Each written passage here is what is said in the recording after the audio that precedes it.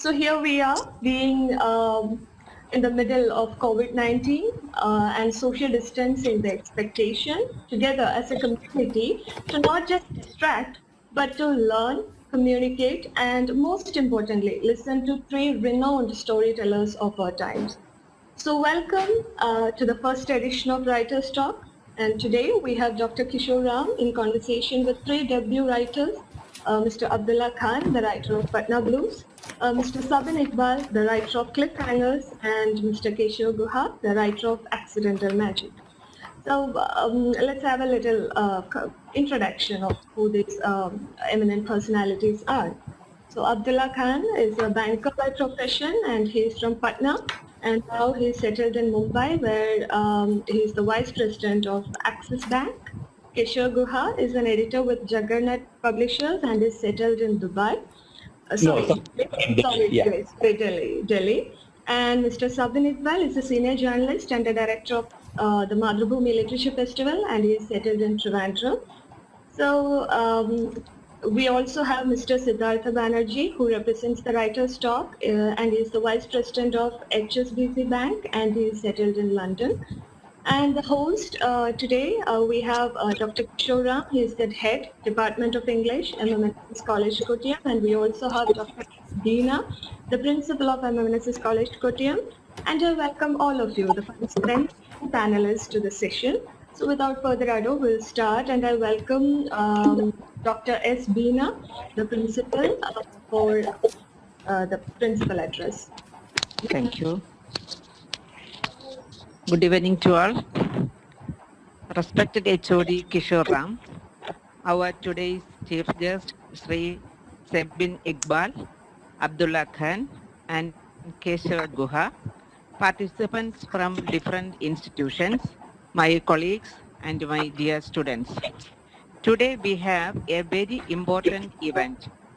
The Department of English, in association with Writers' Talk, is conducting a web chat event. Kishore Ram, the head of the Department of English, is talking to contemporary writers Sabin Iqbal, Abdullah Khan, and Keshav Guha. I wish all success to the event. I am sure that this session will encourage the young and aspiring writers in the audience to know what it is to write in the contemporary scenario. I congratulate the Department of English for organizing such an interesting webinar. I thank the Writers' Talk for joining hand with us. Thank you. Thank you, ma'am. Now it's time for our discussion. Over to you, Dr. Kishore. I hope I'm audible. Yes, sir. Yes. Okay, so we have three interesting writers with us. Actually, four.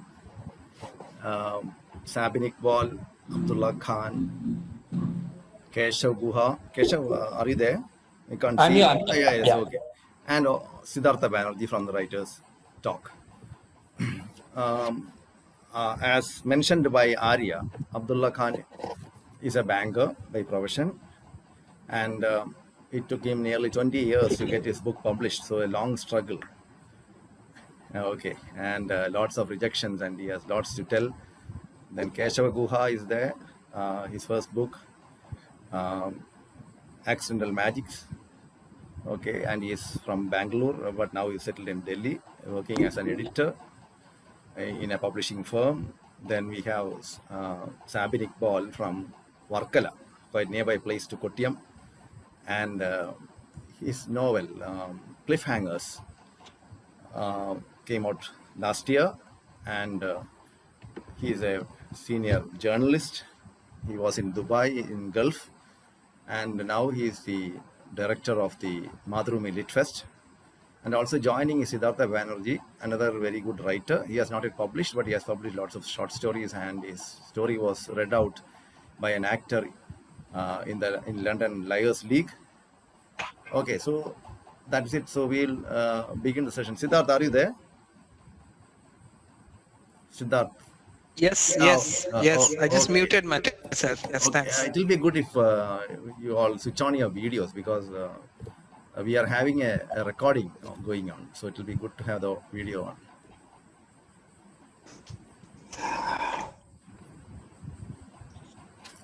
Okay, so to begin with, we'll just start with some general questions. This is the pattern that we are going to follow. We'll ask one or two general questions, and followed by that, there will be a reading session, starting with Sabin, followed by Abdullah Khan, then Keshava. And after that, I will ask questions based on your novel, starting with Keshava, followed by Sabin, and finally Abdullah Khan. Okay, and then we'll have some concluding questions from Siddhartha Banerjee. And finally, we'll open the, we'll invite one or two from the participants so that they can interact with the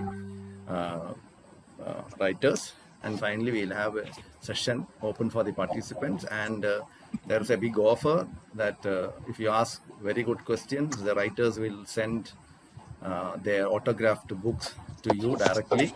So that is good. So prepare, listen to the talk and prepare the kind of questions that you want to ask. Okay, to begin with, I'll ask just one general question. We'll begin with a general question. What was your original manuscript like? How many words and how much did you delete? So I'll begin with Sabin.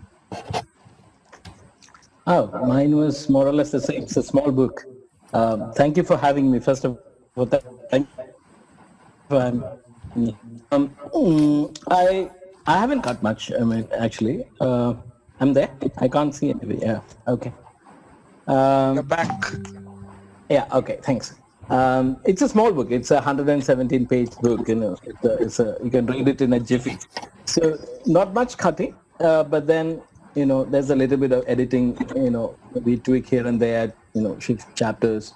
That has happened. So basically the book is more or less in the same shape. So I'm happy. I mean, Keshava will be knowing more about editing and deleting from manuscript. Yeah.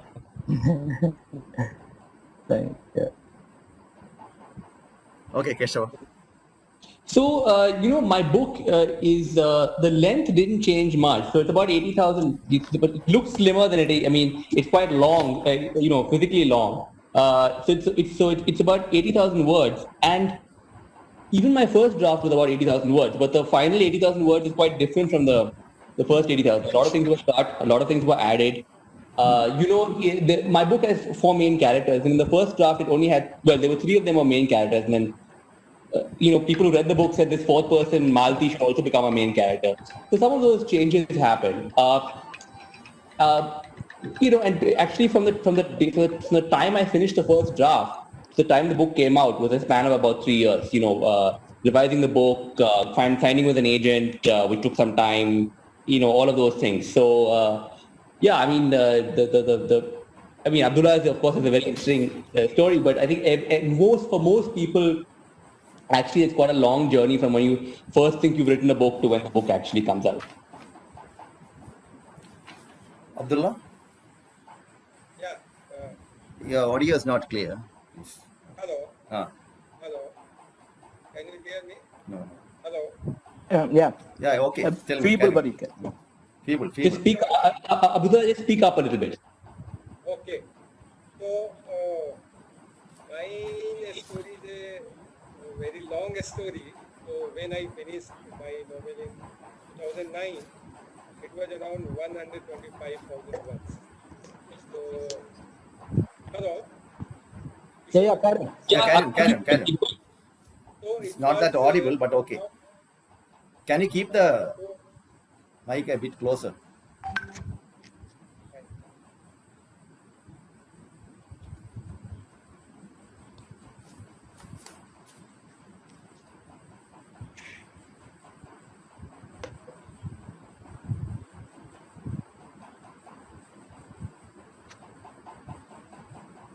So it was around 125,000 words long, and it was written from the 2 characters' point of view. So it was a bit longer, and I was sending out to the many agents, many editors, mostly outside India. So I used to get the feedback. Some agents were very kind, kind, very generous. So they offered me the suggestion to make changes, and I made changes. In the course of time, one character is totally deleted, and now it is from the one point of view. And when I submitted to Jagannath Books, it was around 100,000 something, 100,005. So first task given by the Jagannath Books was to make it 60,000. So I was just scared. How can I do that?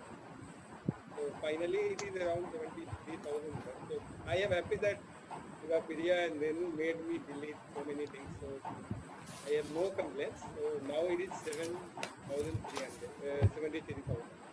So I started at 125,000 and finally published book is 23,000. Okay, Abdullah, it will be good if you can keep the mouthpiece a bit more closer so that it will be clear, like what I am doing. Hello. Yeah, okay. So now, what about the title? You have given very good titles: Cliffhangers, Patna Blue, and Actually, title has its own journey. When I started writing, I was just into my 20s, and at time I was supposed to write some mushy romance, a lot of love scenes and romantic descriptions. So that time, the title of the book was "In the Corner of a Heart." So it was kind of a romantic story. then title changed to "The Four Corners of a Heart," and then I gave this story a kind of philosophical touch, and the title was the Sacred Tree or Holy Tree, something like that.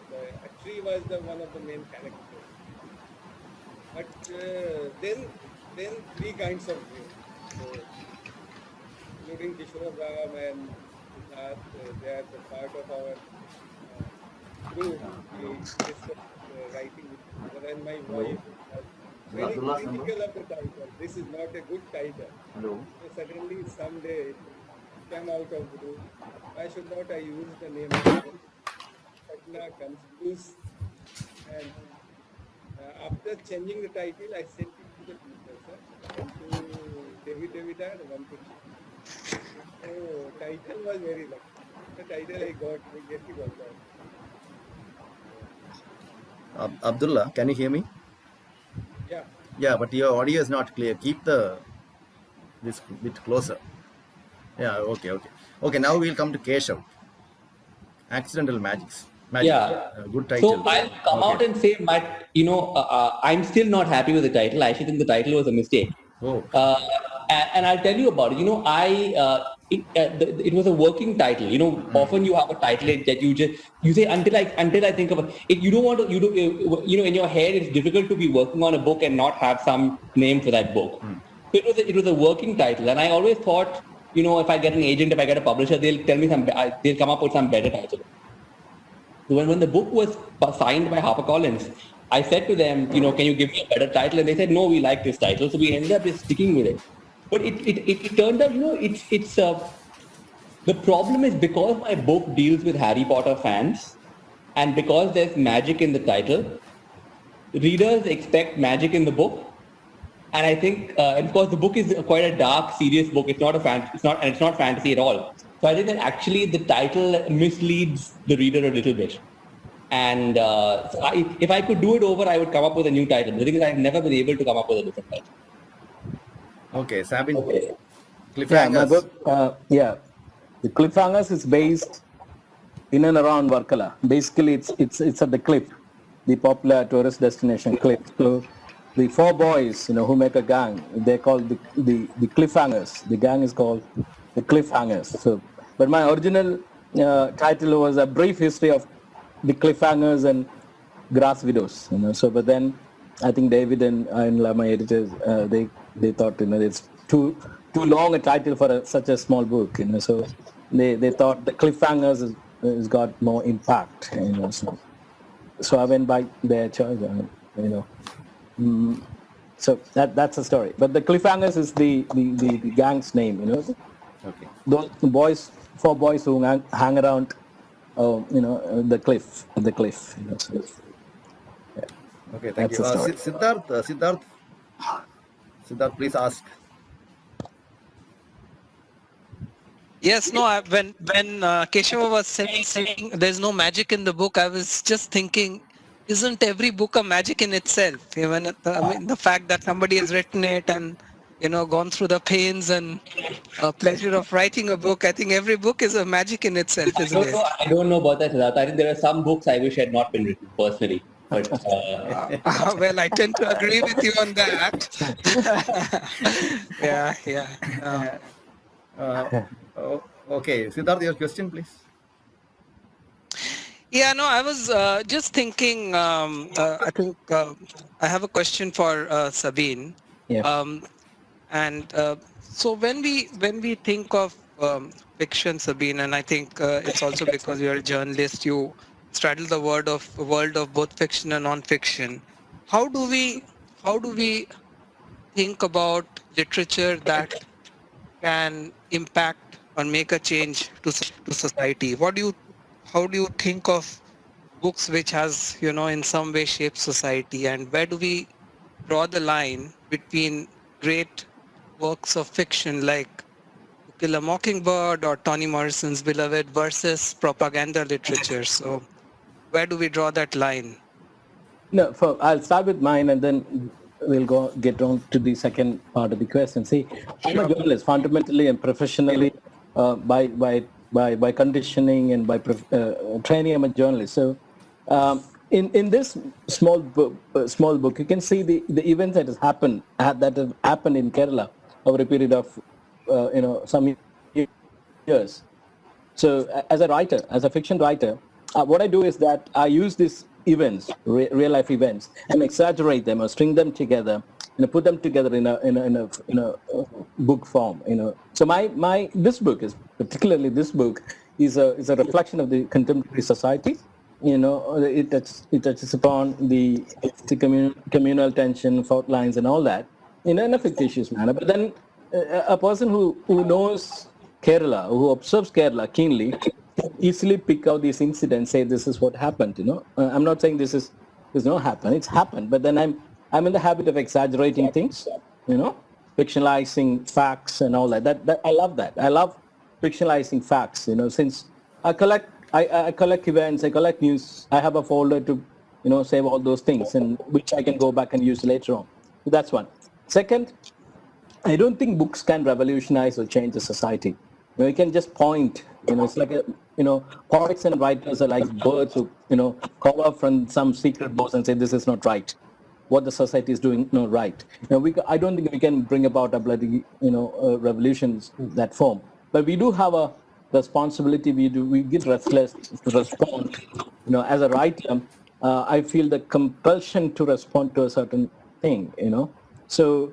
And I don't also believe in as you said, propaganda literature, because literature is literature. If it is, so you can take it and you can leave it. As Keshava rightly said, we wish that some books were not written. I wish Cliffhanger was not one of them.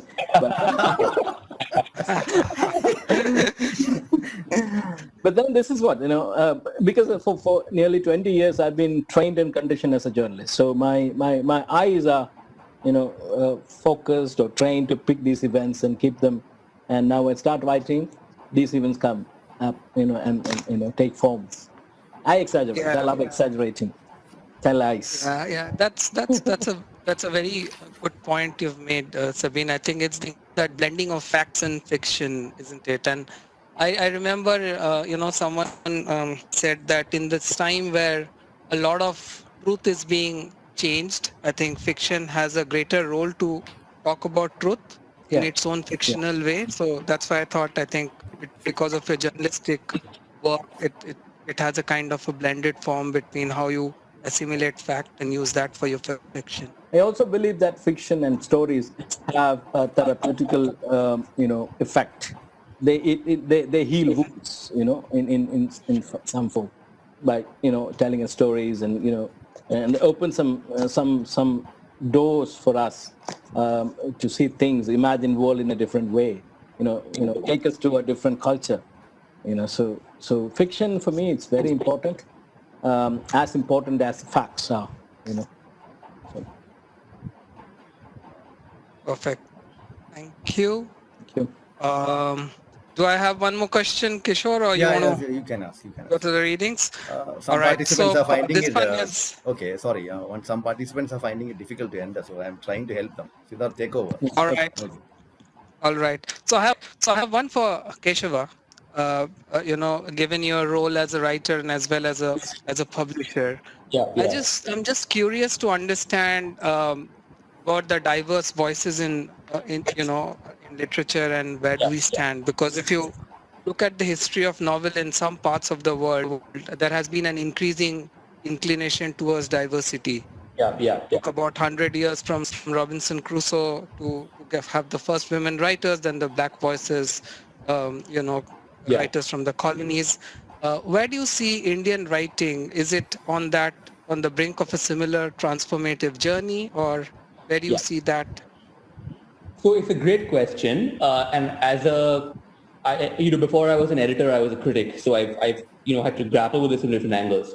There's no question that okay. So in the context of, let me talk about the context of Indian literature. There are two related journeys of diversity or diversification that are ongoing. So the first is to displace the dominance of metropolitan English-speaking literature. So if you go back to the year 1997, many of the older people here will know, but the younger students won't know about this. Salman Rushdie and his then wife produced an anthology of Indian writing Yes. called Mirror Work.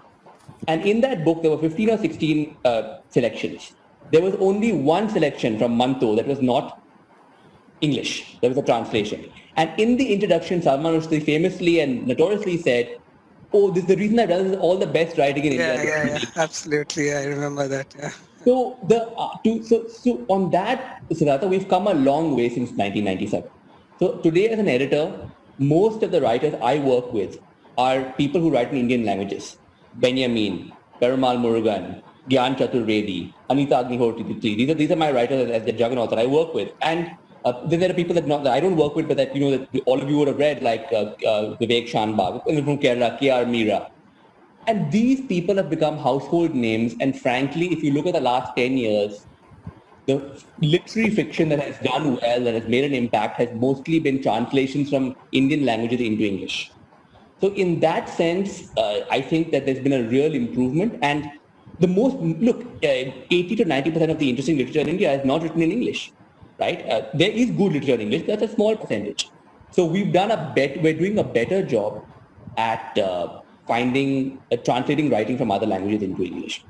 Where I think we have much further to go is in the most discriminated, marginalized communities in India, who are in no order, Dalits, Adivasis, Muslims, and of course women within all those communities. They remain very underrepresented in terms of what is published. There's some small improvement, and look, we're always looking. As publishers, we are committed to this, but I would say in terms of diversity of languages, we've done better. Diversity of representing marginalized communities, we have a long way to go. Can I just add that? Can I just add to that? To that. Sure, absolutely. What I there was a time, there was a period when Indian writing in English was like looking up down, kind of thing. So Oxbridge tales and all that. But then our flavor has changed. Now we are writing. Maybe we are writing in English, but we are writing about villages, village stories, village life, with stories with the smell of the soil. So there is a complete a change, is a departure, from the metros and the so-called. You got what I mean. So, but then now writers. I mean, for example, this book is completely about village life. I happen to write it in English. The characters are typically from Varkala. I take Abdullah's book and Pathan Blues. That is it's a story of the small town boy coming up to the city, and writers like Manu Bhattacharya's book, the town that laughed. It's all about common people. So there is a shift in that term. That these are not metro stories, and I don't on a personal note, I don't find any fault in metro stories and village stories, but the fact that not only in translations that but in good English writing, we are getting to read village stories, so the people from the subaltern or the marginalized lands. So that's what I feel. Yeah. Abdullah, your thoughts on that? I agree with Sabine and some new voices are coming from the marginalized class, but still it's long way to go to find a few names from marginalized community or the Dalit community, all the other suppressed class, especially the women from these marginalized communities are not finding their voice. Yeah. And this is to be has to be addressed at the institutional level, without just waiting for the right time or right moment that they will come up. We have to think of it. And then, and as far as the stories from the small towns are concerned, true. Now, for example, I am typically writing about a Bihari village in 90s. It is more like many people are commenting it is a Hindi novel written in English. So it is more close to the Premchand or the of Venu than any of the contemporary English writers. So things are changing. We hope many more voices. So I keep encouraging from the, especially the writers from, aspiring writers from the small towns, the small villages, if they get in touch, I always encourage them. Instead of running after the like a published author, you should tell your own story. So that is a good change. Hope in the coming years, and we have a publisher. So we hope they will also be doing hits to the child.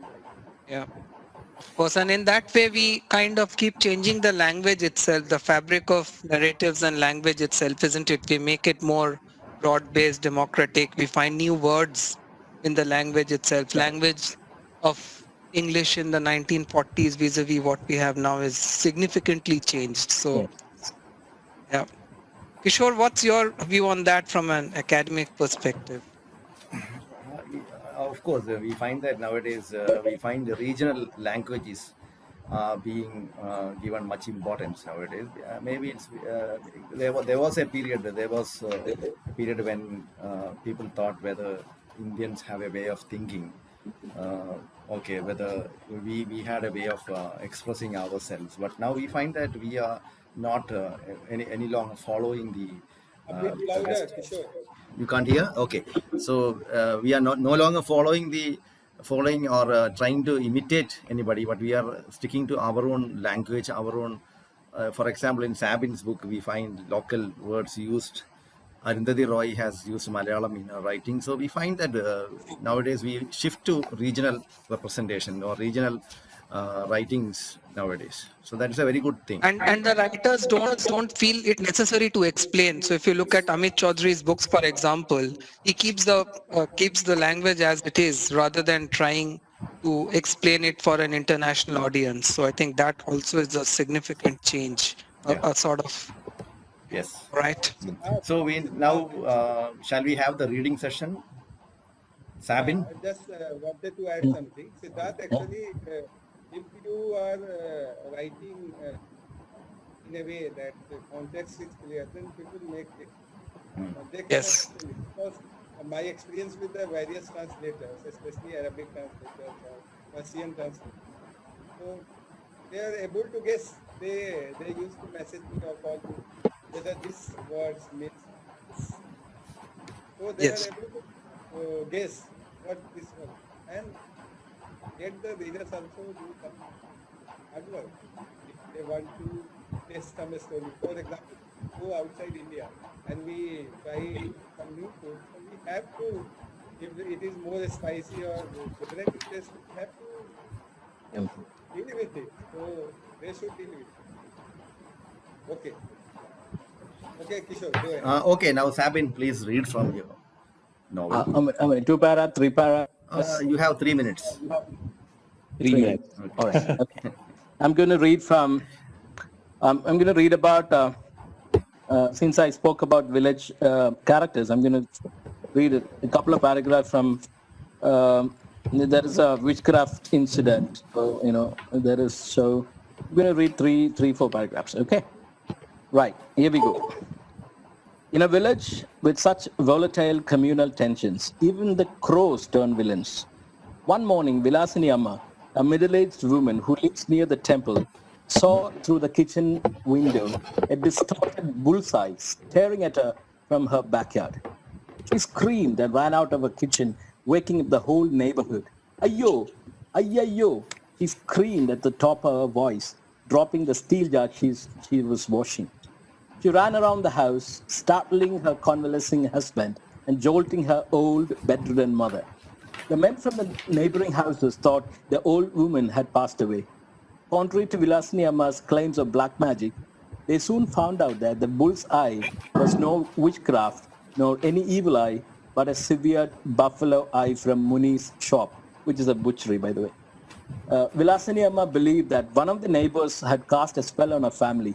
Last month, she had accidentally dug out a small earthen pot containing a bronze piece, knotted black thread, and a severed head of a cock. Her husband fell sick the following week, and her son lost a job in the Gulf. Ever since, she's been anticipating another spell of black magic from her neighbors. Vicious people, they're jealous of my son's wealth, she told her relatives. When she saw the awkwardly positioned bloody eye of a bull staring at her from the backyard, she was sure that it was another attempt to create trouble in her home. A crow had rummaged the plastic sack containing offal and fat waste kept in the shed at the back of Muni's shop and had flown away with the eye before anyone spotted it. With the eye tucked in its beak, and the crow flew over the houses and trees, heading towards its nest with 3 hungry chicks on a coconut tree. As it flew over the temple, the eye slipped off its beak and fell to the ground. The crow swooped down to pick it up, but the eye landed on Vilasini Amma's yard right in front of her door, which lay its eyes closed. The crow would have picked it up and flown away, avoiding any communal tension, but for the dog, which opened its eyes and started barking. In the evening, a few men gave a written complaint to S.I. Devan, explaining the entire incident and making a request to shut down the butchery. S.I. Devan pressed his hands together, rubbed his fat cheeks, and thought deeply. He knew it was a delicate matter. Let me study the case, he told them, and sent them off with a request not to do anything. To pacify the complainants, he went to Vilasini Amma's house. He knew the villain in this case was the crow. With hands in his pockets, he sniffed around like a hound. He then looked up and saw a crow perched on the branch of a mango tree. There, the villain. He pointed at the crow. The men around him looked up and saw the crow, and looked at the inspector, and then at each other, trying hard not to laugh. We cannot arrest the crow, obviously, he said, rolling his latte. But I will speak to him, he said, and left to meet Munir. When S.I. Devan arrived at the shop, Munir was living off flakes of meat from the thigh bone of a buck slaughtered that morning. As he sharpened his knife against a piece of iron placed next to the butcher's block. S.A. Devan had gone through Munir's file at the time of taking charge of the station. He had a fair idea about Munir's criminal history. Fear begets respect, at least in S.A. Devan's case. He cleared his throat, and Munir looked up from the long, heavy bone. Munir, do you have a minute? S.A. Devan asked. Munir placed the knife on the block, wiped his hands on the blood-smeared towel tied around his hip, and said, "Always for you, sir." Thank you. Yes. Okay, Abdullah. So I'm going to read from chapter 5. So it's about. Your audio is not that clear. Abdullah, just move the mic closer, yeah. Are you able to hear me? No, it's not clear. Just hold it up. Hello? It's not that clear. Hello? Hold it like this. Hello?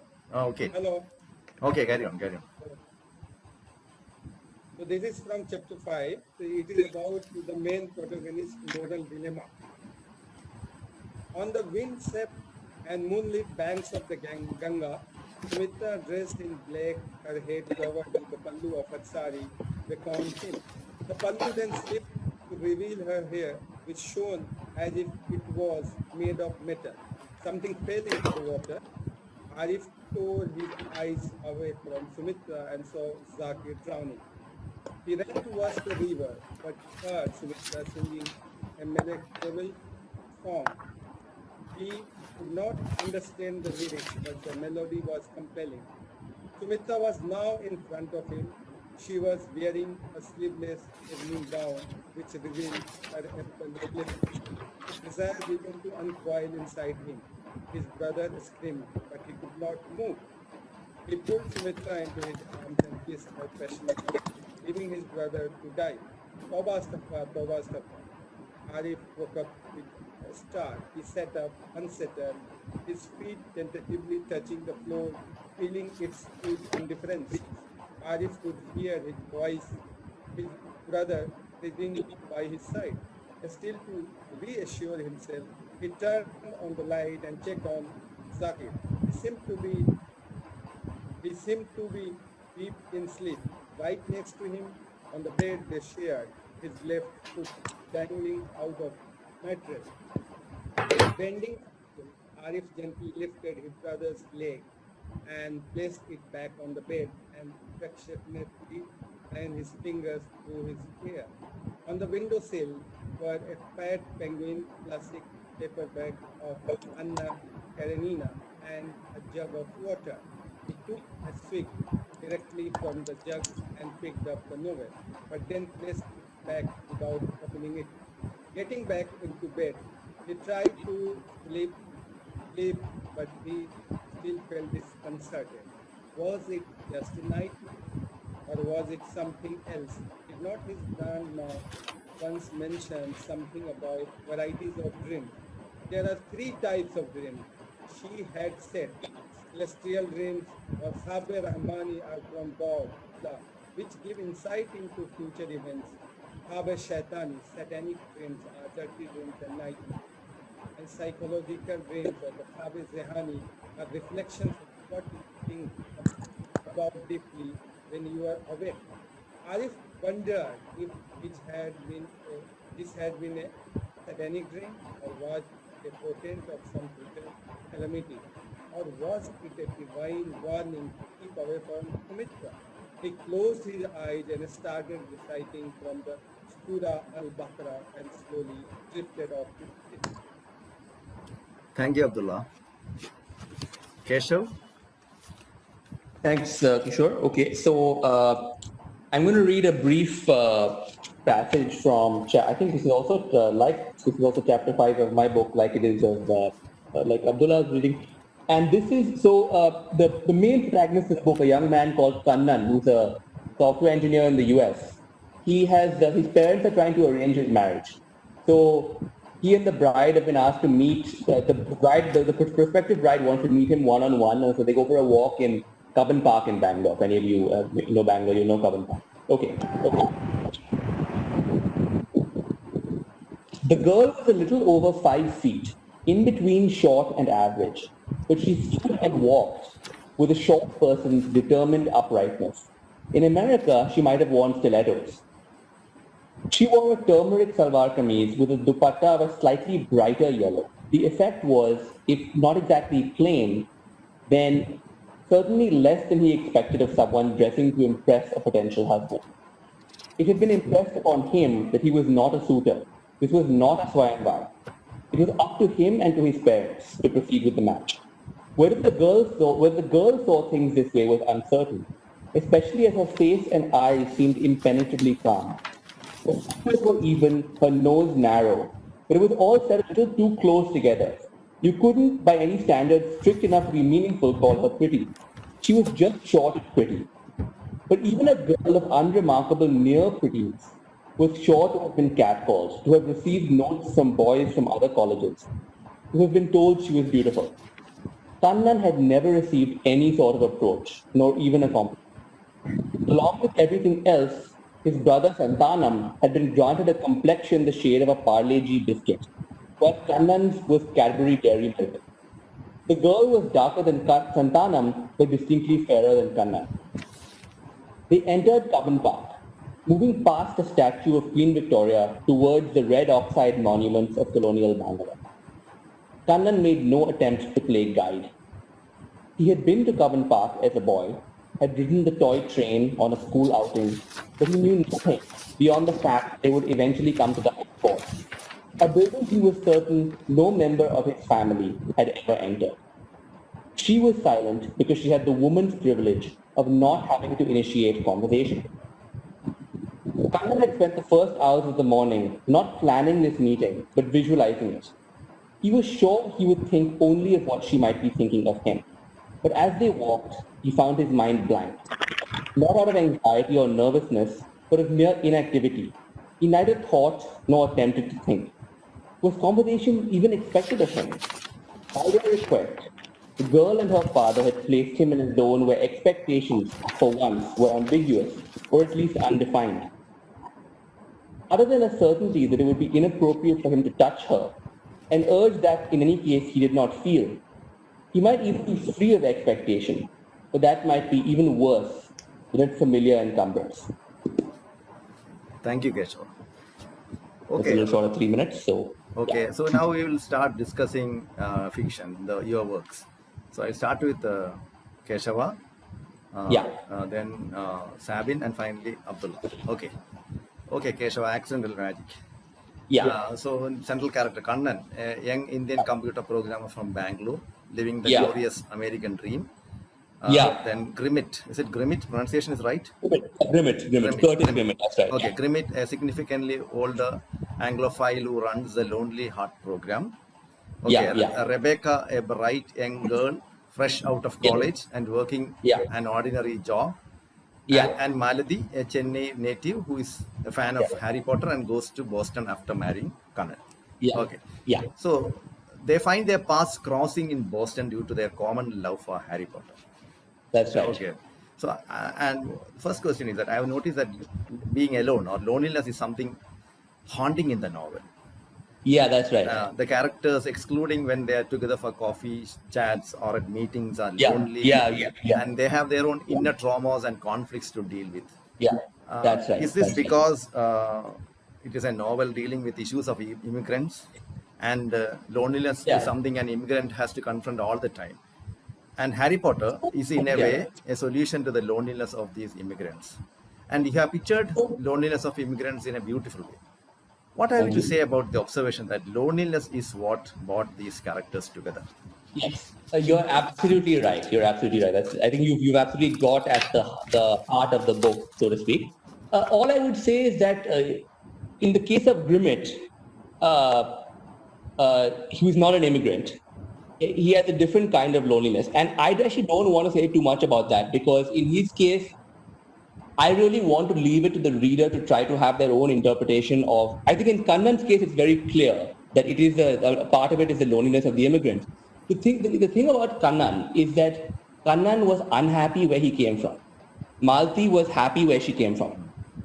Malti loves her father. She has a close relationship with a strong family relationship in that sense. Kannan does not. So when Kannan first arrives in America, he actually enjoys being alone. He says, finally, I've got my personal space. But after a while, that becomes loneliness, which is how he forms this very unlikely friendship with this much older American man. But yes, the book is absolutely about people who are alone and the kinds of places that loneliness can lead you to. So whether it's an unlikely friendship or whether it's, remember the book is about grown-ups who become obsessed with Harry Potter. So it's not about children.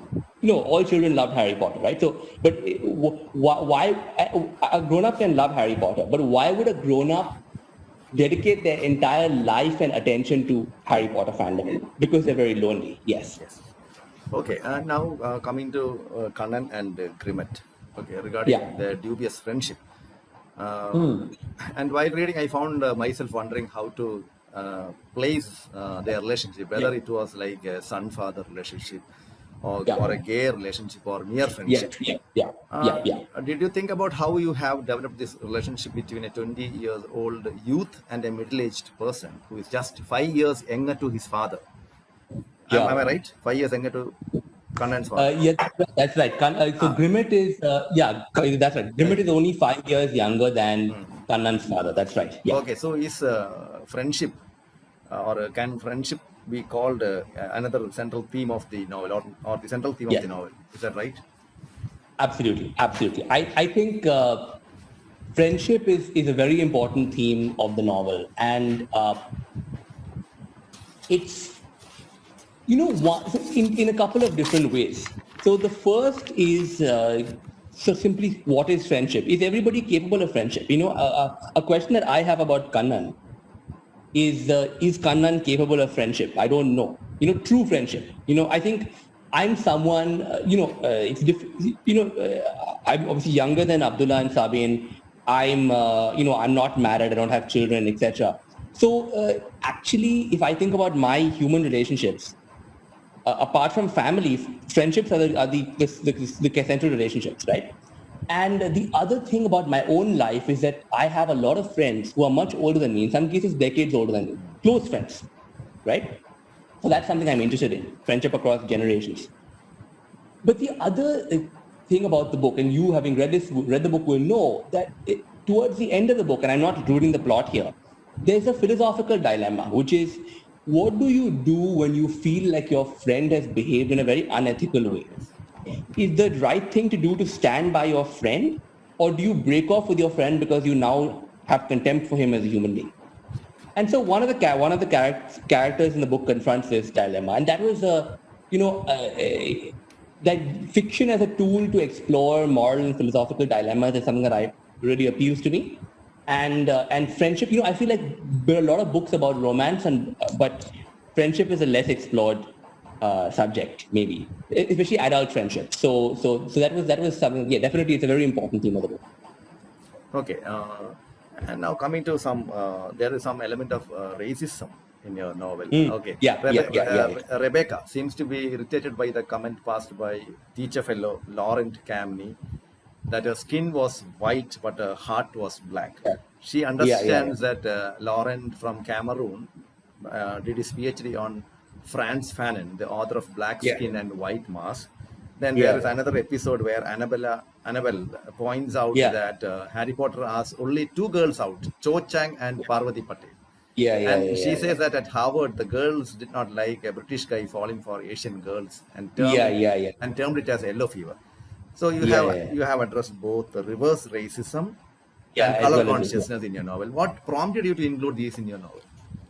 So, it's funny because things change so quickly. When I studied in America, I studied at Harvard, the same university that Rebecca attends. And I was there about 10, 12 years ago. And it was a very different time. Barack Obama had just been elected the president. There was a lot of optimism about race relations. And, I noticed a lot of subtle, small aspects of lingering racism. But the interesting thing is today, a lot of the things that the characters say or do would not be considered acceptable. They were totally normal 10 or 20 years ago.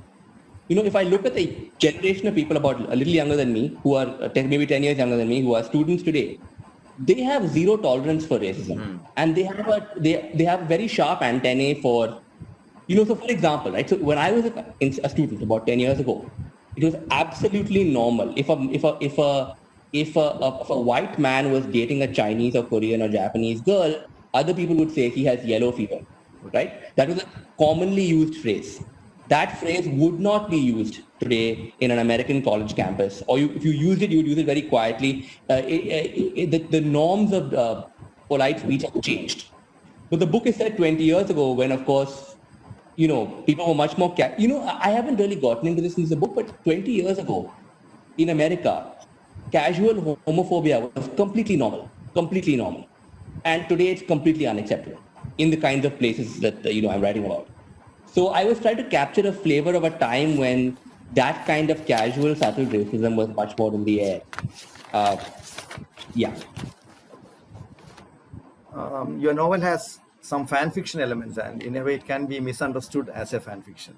That's right. I was constantly reminded of 2666 of Roberto Bolaño, in which four literary critics, Morini, Espinosa, Voltaire, and Norton, are connected by That's their right. common interest in German novelist Benno von Archipelago. Yeah, Archipelago. yeah. Okay, and in your novel, you say about the conflicts between fans of Harry Potter fictions and how Yeah, yeah. Edena Alice is accused of plagiarism, and Grimmett says Yeah, yeah, it is yeah. the end of fandom. Do you think that fan fictions are extensions of the real plot written by the real writers and written by fans who are dissatisfied by the ending of the novel or what happened in the novel, Yeah. and in a way provide satisfaction to the writer, fan, and reader fans that they have sought out the ending in a different manner?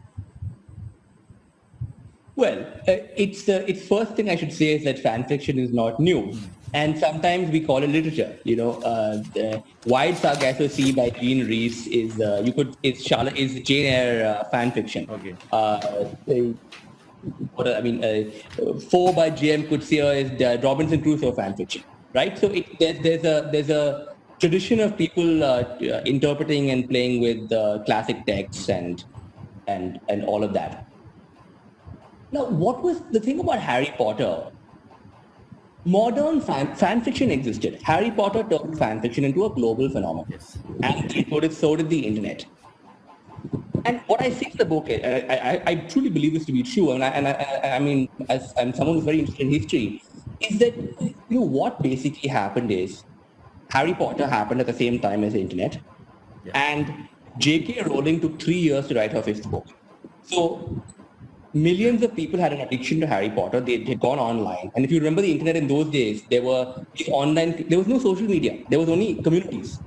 So actually, the internet was much more community-driven in those days.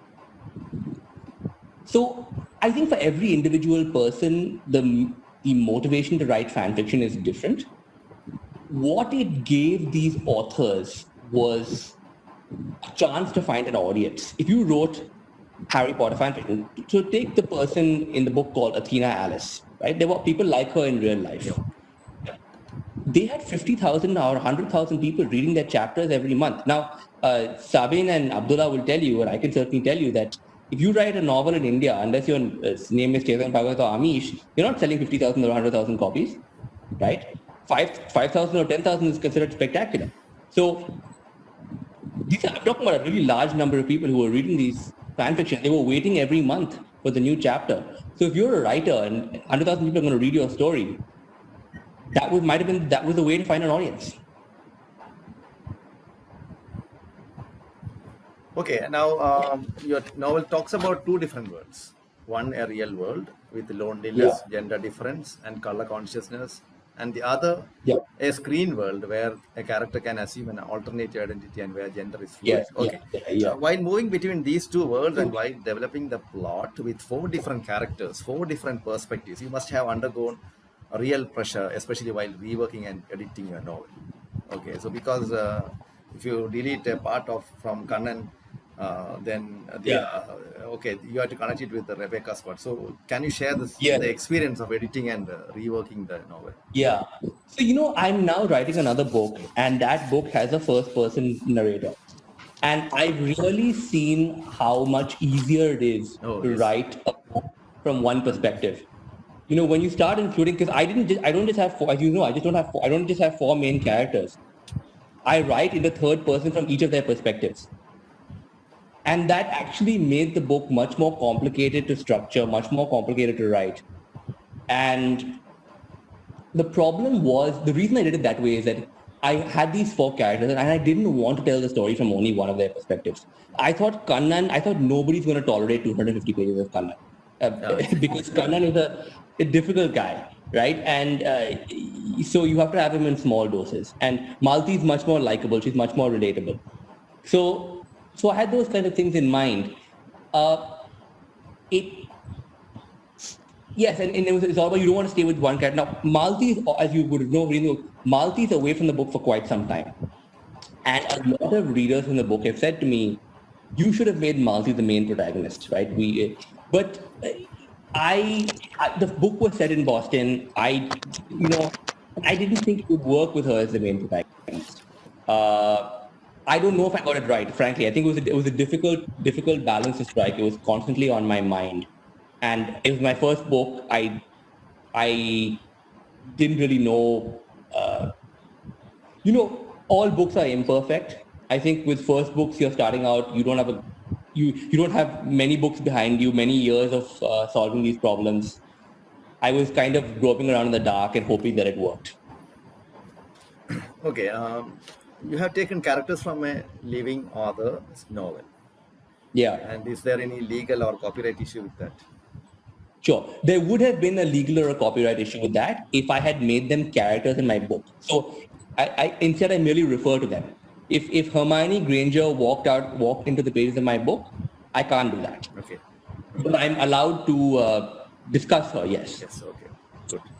Okay, now the last direct question to you about your book. If Kishore, if I can just go back to that voices point that Keshava mentioned, and Keshava, you mentioned White Sargasso Sea. It's a very interesting perspective, because that's the book where Partha finally gets her voice after 120 years, and it completely changes the whole perspective and how we look at things. So I think voice kind of changes the narrative in a significant way. Yeah. And just wanted to highlight that point. It's absolutely critical for somebody writing fiction. Yeah. Okay, so the last question to you, Siddharth, if you want, you can add something more. You want to ask something, because you are yourself a Harry Potter fan. You go ahead. Sorry. You have read Harry Potter now, so if you want, you can ask some questions about. You go ahead, Kishore. Okay. So in page number 63. Okay, based on Harold Bloom's essay, Rebecca draws conclusion that JKR wasn't a literary genius in the classical sense, but there was something accidental about her magic. Do you share the same opinion, or is it the character's opinion? My opinion has changed. When I was a child, I loved her books. They were not my favorite books. Okay. I do think that as a writer of children's books, I think there are many superior writers. Yes. So my own favorite writer as a child was, and remains my favorite children's writer, was Philip Pullman, writing at the same time as J.K. Rowling. But the fact remains, and it's in the same paragraph as the one that you quote, there are only two universal writers, Shakespeare and J.K. Rowling, and J.K. Rowling became universal in her own lifetime while she was writing. Nobody, including me, is able to satisfactorily explain this. Hence the accidental magic line there. But no, do I think that J.K. Rowling in the classical sense is a great writer? No, I don't. But I did love her books. And they were very important to me. Sure. Okay, so thank you, Keshav. Now we'll move to Sabin Iqbal, cliffhangers. Sabin. Okay, so in the cliffhangers, Sabin follows the adventures of four friends who are Muslim by birth, but very cautious of the trappings of religion. Musa, Taha, Jahangir, and Usman live in a small sea town in Kerala, Varkala. So the quality of a place in literature is subtly determined by the manner in which a character arrives in it, moves within it, and departs from it. Varkala is a tourist destination, and you find people from different countries visiting Varkala. And you have effectively portrayed the cliffs and beach of the small sea town that it appears like a character. People who move out of Varkala are seen suffering. Jahangir lost his girlfriend when he went to Goa. Vivekanand, he lost his life. And men who leave Varkala suffer a lot in Gulf. So do you think that Varkala is a safe haven for the cliffhangers to grow up in complete freedom? That's a good question. It's quite challenging question to answer. But then why Varkala? If you ask me why Varkala, because it's even though I've written manuscripts before, there are a couple of them. One of them is coming out soon with HarperCollins. It all started. The cliffhanger started with a sentence. I was in Doha. I was in a mall waiting for my cousin to come. Then there was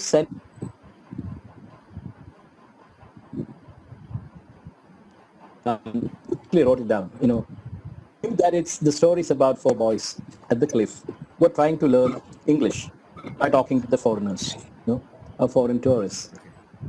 This is the thought that came to me, and I came back home. When I was back in Trivandrum, I started to write, and it got, the place got, it grew on me. Characters emerged from, I don't know from where. They began to, appear before me, telling me, write me, and they spoke. I just wrote.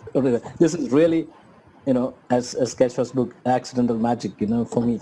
So then Varkala, I grew up in Varkala. I know it's a Gulf pocket, Yes.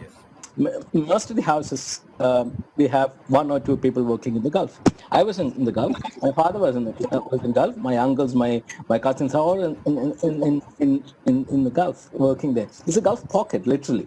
So if we go, habitually we go out of Varkala. But I haven't noticed, and as you pointed out, in characters, in the book, when they move out a novel, they get killed or they suffer tragedy. I don't know. I mean, it just happened, Okay. So, but I think Varkala is a place you must be knowing, the place where people move out. And that's why there are a lot of many grass widows in Varkala. Yes. That's my, actually, I try to portray that in the book, the women of Varkala, because their husbands are in the Gulf. They are they live, away from them, their problems, their, psychological issues and all that. So Varkala is like that. People move out and come in. But in the character, in the novel, yes, there are a couple of unsavory things happen to these characters who move over to Varkala. That's quite accidental. Okay. Now we'll come to the next question.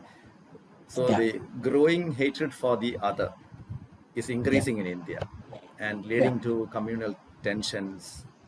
And it is really tough to articulate those fears. Yeah. Fiction, in a way, helps to express such situations and put things in a clear manner. You have done that in your novel. Your characters are wayward youths who don't exhibit their religion by wearing any sign of religion or politics on their body. Their clothes are track suits and Puma shoes that they get from their relatives in Gulf. You show that people can exist as independent individuals in society, and in a way is a positive message for the youth. Since you play two roles, that of a writer and a journalist, do you think that writers of fiction have more advantage in articulating unnamed fears? Of course, we address unnamed fears. As a journalist, we address that. But in a news report, I can't write that. Okay. But in fiction, that's the good thing about fiction. I can exaggerate. I can lie about facts. But there is a skeleton of facts. I based all the incidents on things that have happened in Kerala. Okay, and I'm quite restless at the increasing intolerance in our society, as a human being, as a journalist, and as a writer. So it is reflected in the book, and I place these four boys who are born in a particular religion. They have Muslim names, but they are caught between two communities. There is communal tension. There is, any time it can get spoiled. Yes. So this is a situation. And yes, we do address unnamed fears. That's what we are writers of. Okay, now coming to another question. Men in Varkala lead a kind of existence in which they have no firm roots in the small town.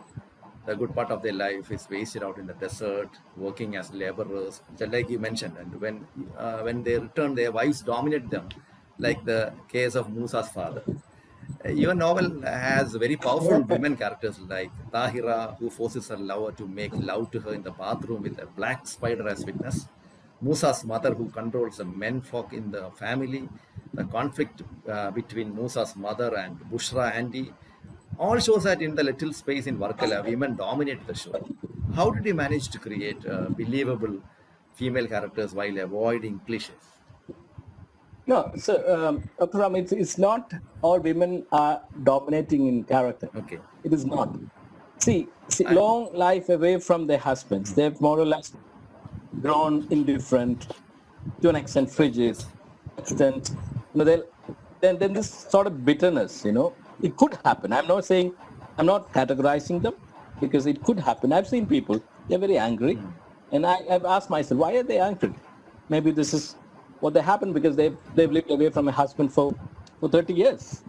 If your husband is away for 30 years and is coming for a month on for an annual vacation, you only live 3 years with him. You know, it's strange. It's strange. You can't imagine that kind of a marriage anywhere else. That is why the Gulf expatriates are unique as a community.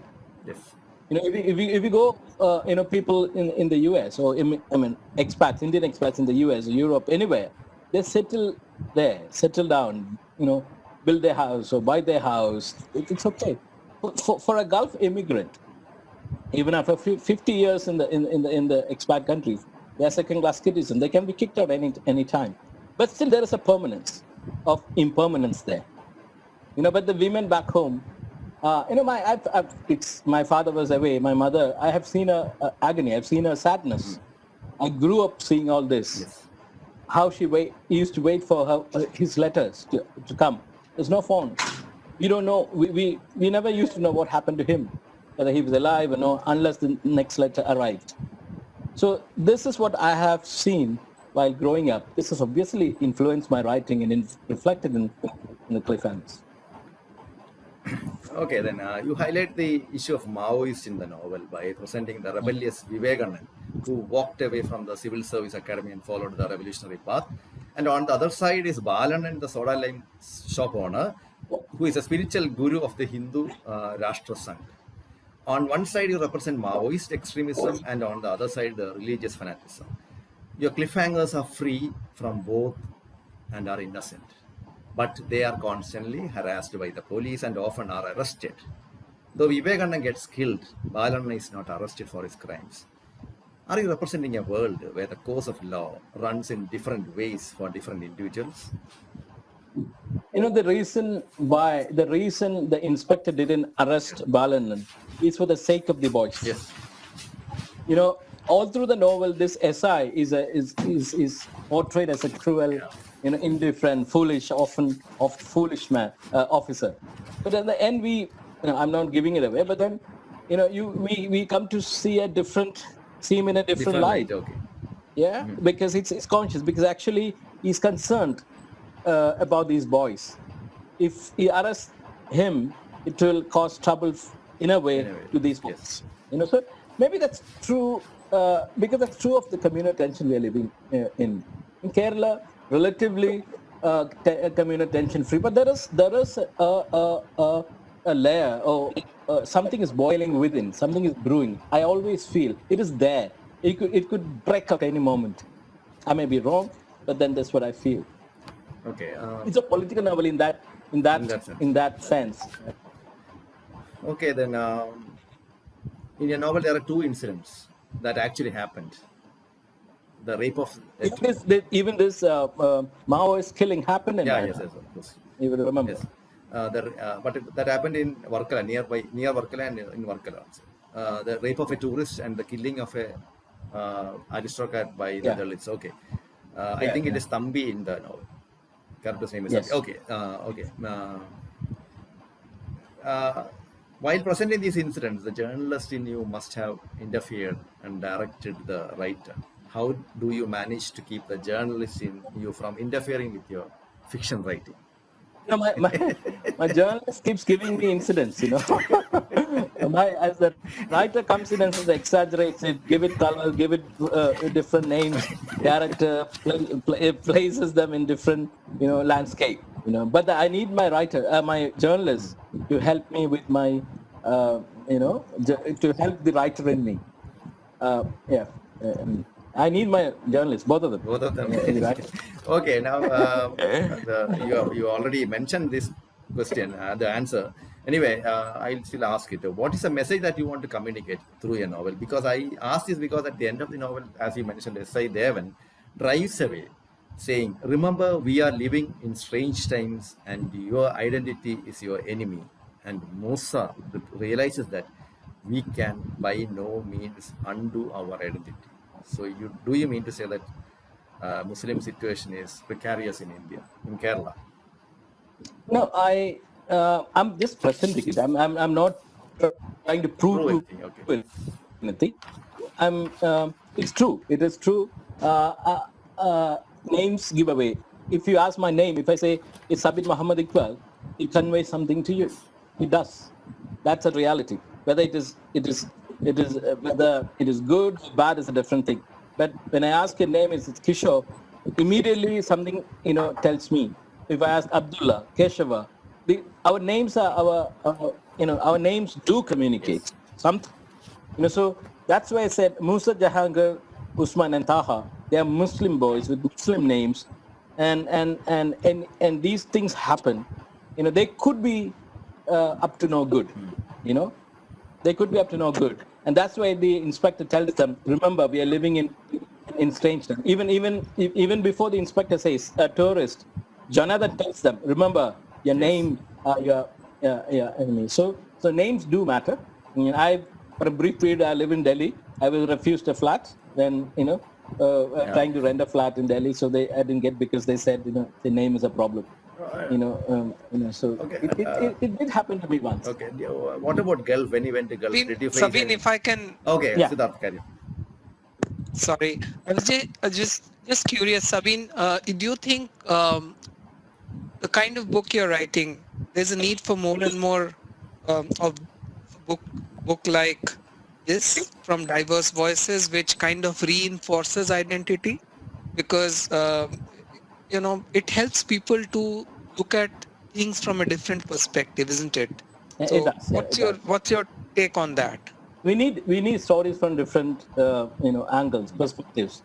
I do believe, yeah, if we are going through, our country is going through such a phase, we do need stories. We do voices to be heard from these voices. But we don't have to be judgmental. You don't have to. I don't believe in judging people.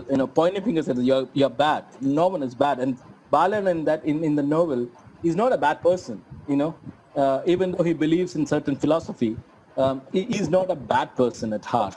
He, if you read the book, you know that whatever happened, it happened in a certain circumstance.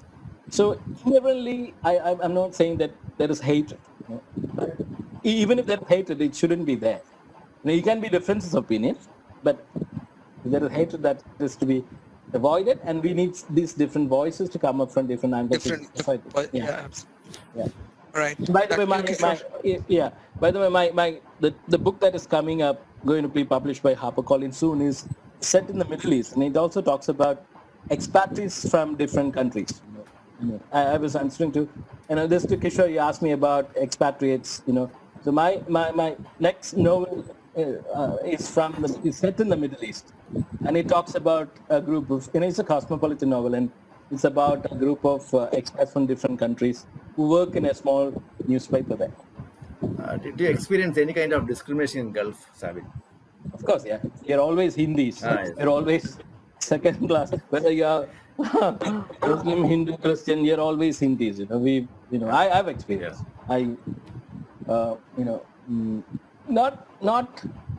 It's there. It's there. It's there in the air. I mean, you're not a citizen. You're a resident. You're not a citizen. There.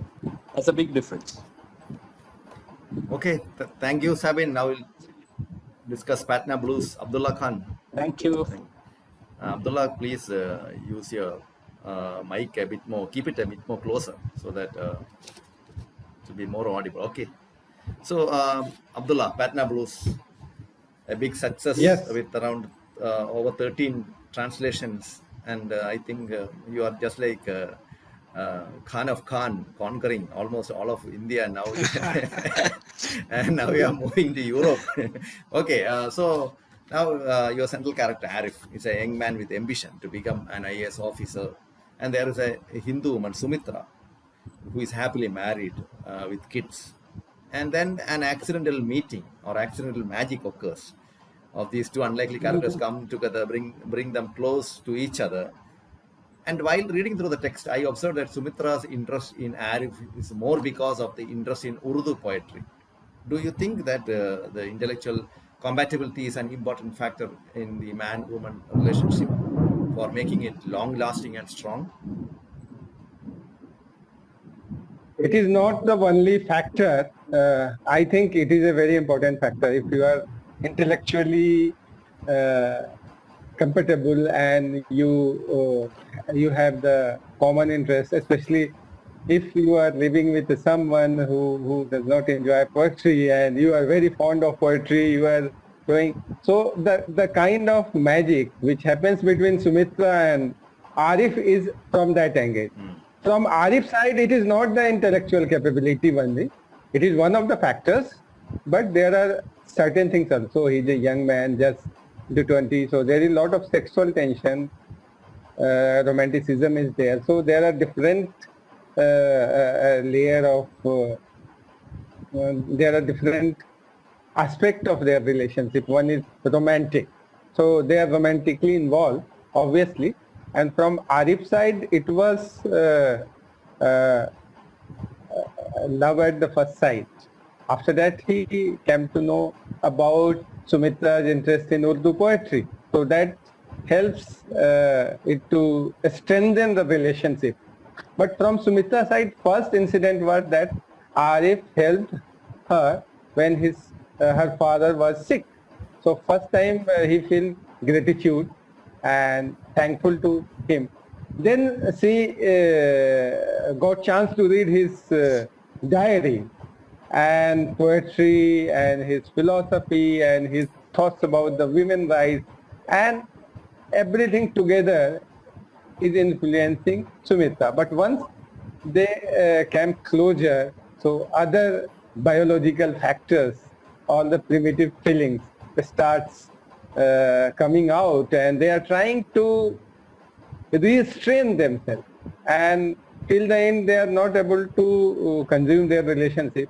So that is the main theme or main narrative which goes through the entire book. And since I grew up in a society where this kind of moral values was imbibed, so if you are thinking about some other women, you will go to hell, Jahannam, Dozakh. So the kind of philosophy, the kind of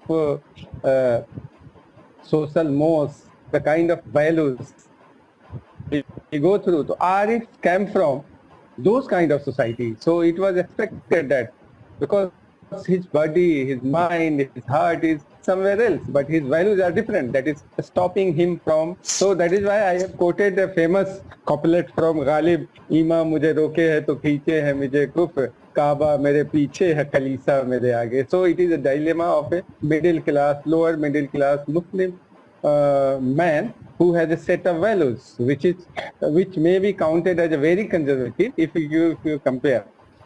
And I am surprised. Recently, I was talking to a couple of, not couple of, many Southern Baptist persons in the deep South in the US. And I was surprised to know that in a Southern Baptist family, they don't touch alcohol. I know a few persons who will not touch the alcohol, even not go to the restaurant where alcohol is served. Even dancing is frowned upon. So still, and many of small cities in US still, you can't sell alcohol in the city.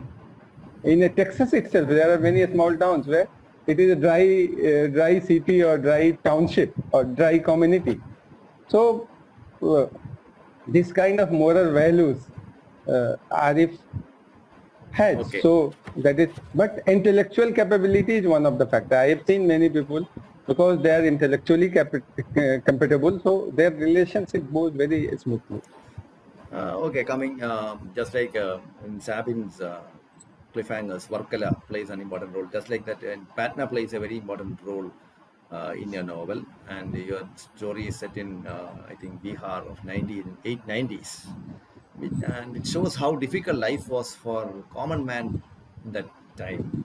What about the present Patna? Is there any improvement or? But sorry to say, nothing much has changed. Oh. So whatever it was in 90s, it is almost still there. There might be minor improvement, but Biharis are unlucky in this sense. They are not getting the kind of leadership. We can bring the change. They have a lot of natural resources. so many rivers, the Bihari lands are very, very fertile, 3-4 times more fertile than Punjabi lands, but they are still at the bottom of the pyramid. SDI is abysmal. So that kind of leadership they are not getting, and most of the Biharis like us are getting out of their home state in the search of livelihood and for the better opportunities or greener pasture. So they are going all the way from Patna to Delhi and other cities, even outside India. So still we don't have much hope. Let's pray. Okay, and regarding your central character Arif, I as a reader feel that he is very passive. He has been presented in a very passive manner, even though his family has to undergo various problems because of political issues, because of religion, communal violence, and other things. And but he appears to be kind of a very passive person. And as a reader, I would have loved to him to be more aggressive and react violently. Your take on this issue? Actually, I have been asked this question recently in an interview that Arif is not that aggressive. His even the my story is told in a matter of fact tone. He should have shouted loudly about his identity and the kind of discrimination he is facing. It has something to do with my background also, because I mostly lived in a mixed society. Even my father's godfather was a Hindu Brahmin. And when we were kid, he used to take all the decisions. Even a Eid festival, what kind of clothes were to be purchased. So, because my father lost his father at quite young age. So this kind of environment, most of my friends Hindus, some of them were very strict vegetarians. So even during the Eid festival, my mother had to cook paneer or some vegetables for them. So I have developed a perspective that you can't generalize. So that's the kind of feeling or the kind of experience I had gone through has anyhow percolated to the character of Arif. So Arif has the good experience with his friends also. So he can't blame all the Hindus. So he is reacting wherever it is required, but he is not bitter. He has not developed hatred for the entire community. I'm just so his father is like that also. So and his grandma and his mom, they are like that. So it is quite natural that he has developed that kind of thoughts, or the way he think about the other community is very rational way. So that is why he is not aggressive. He is a different kind of character, and such characters really exist in this world. Okay. So now, as I said earlier, your novel is a great success because you have got over, I think, 13 translations. Is that right? Yeah. Officially 13, 5, 6 more are pipeline. Okay, that's why I called you Khan of Khan. Okay. Okay. So, what are the factors that make your novel universally appealing? Actually, the story of Arif is a universal story. If you take out his Muslim identity only complicates his problem further. So he's into deep trouble and he's being pushed further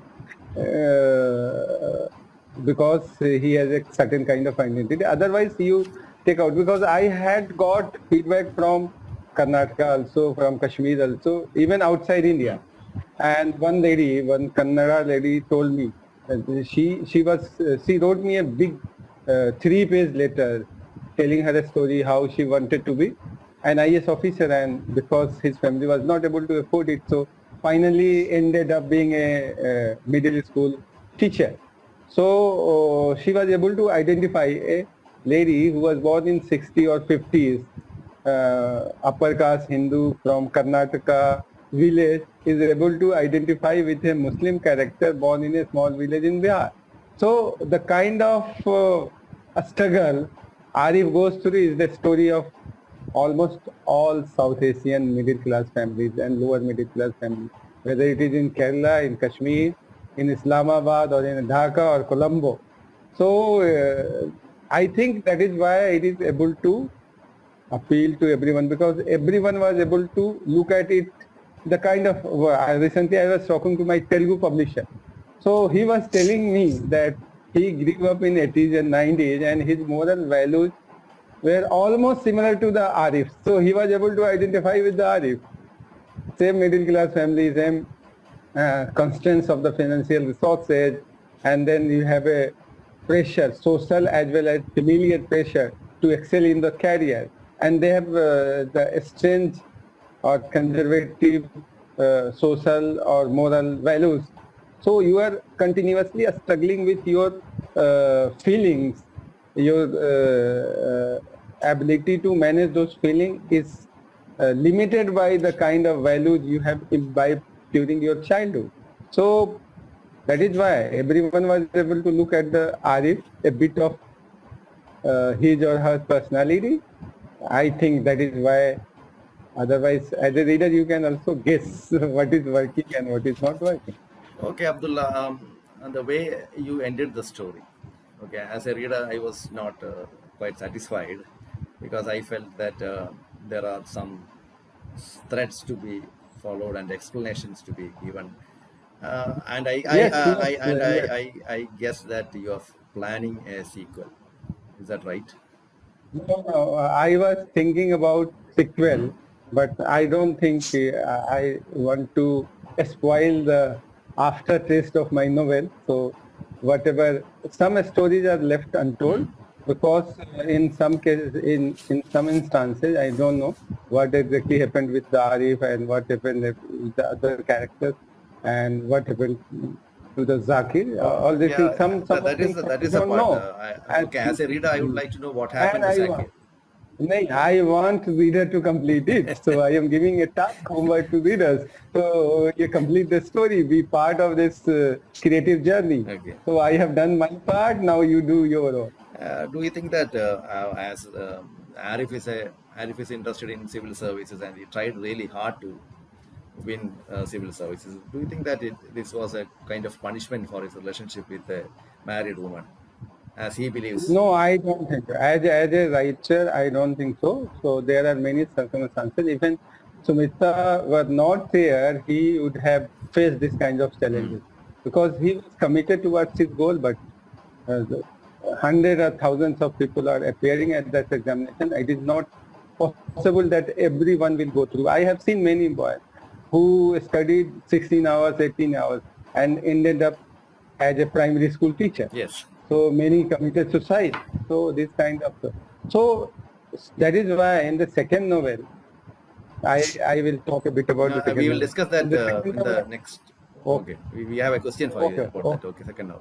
Okay, Okay, Siddharth, you fine. want to add something, or after that we'll hand it over to the Just audience and. just a very quick one. I think all the three writers talked about their experiences, memories, and how they drew from that to write their novels. So I think is it memories that form a very important part of any narrative? Is it a source where we go back again and again, to nourish ourselves and to write from? What's your, as writers, and this is to all three of you, what's your view on that? Memories and its time, memory, and its role in your writings. From me, you want a reply from me? Hello? Yeah, you can go first. Okay. Abdullah, you can go first. I think memories are a strange beast. So they play hide and seek with you. Of course, this is the main source of information for a fiction writer, at least for me. But it is very tricky thing. So memories which really exist in your mind or in your brain is not the exact copy of whatever. It has been tempered. It is like someone is using the brush and because you are going through a different kind of experience. As a kid, whatever you have seen, was different because your mind was clear from all the prejudices, predilections, and now you have gone through the different kind of experience throughout the years, and now whatever you have stored in the hard disk is not exactly same. At times, even the fake memories, the memories which you borrowed from the someone else becomes your own memory, and you are not able to know. You are not lying. If you are, I am telling you that this happened to me. I am not lying. Actually, this happened with someone, or in the course of time, I started believe that this happened with me, and I convinced myself. So memories could be a tricky thing. So as a writer, you have to filter it out and use different kind of tools to decide what is to be taken, what is not to be taken. For example, if you are getting a fish from a river or you have to cut out what part is to be cooked, what is to be thrown out. That you have to decide. That's a very important point, Abdullah. Sabine, you want to go next? You also mentioned writing therapeutic value as well. Would you go next? Yeah, memories do. We collect experiences and memories as we go on, and it does come up in the writing process. So unless you write a semi-autobiographical novel, these memories and experiences come in as very objective. And as Abdullah said, you decide what to take and what to leave out. Yeah, yeah, yeah. Memories, experiences, incidents do come up. I mean, it play a part. I mean, we can't create anything out of nothing. There has to be something. We are not creating anything from vacuum. There is something that we've seen, we read, we've experienced that play at the back. We create out of that. Keshava, your take on that? So not a lot to add to what Sabin and Abdullah have said, but except just in my case, one of the main motivations for drivers for writing fiction. Why did I take up this line of work?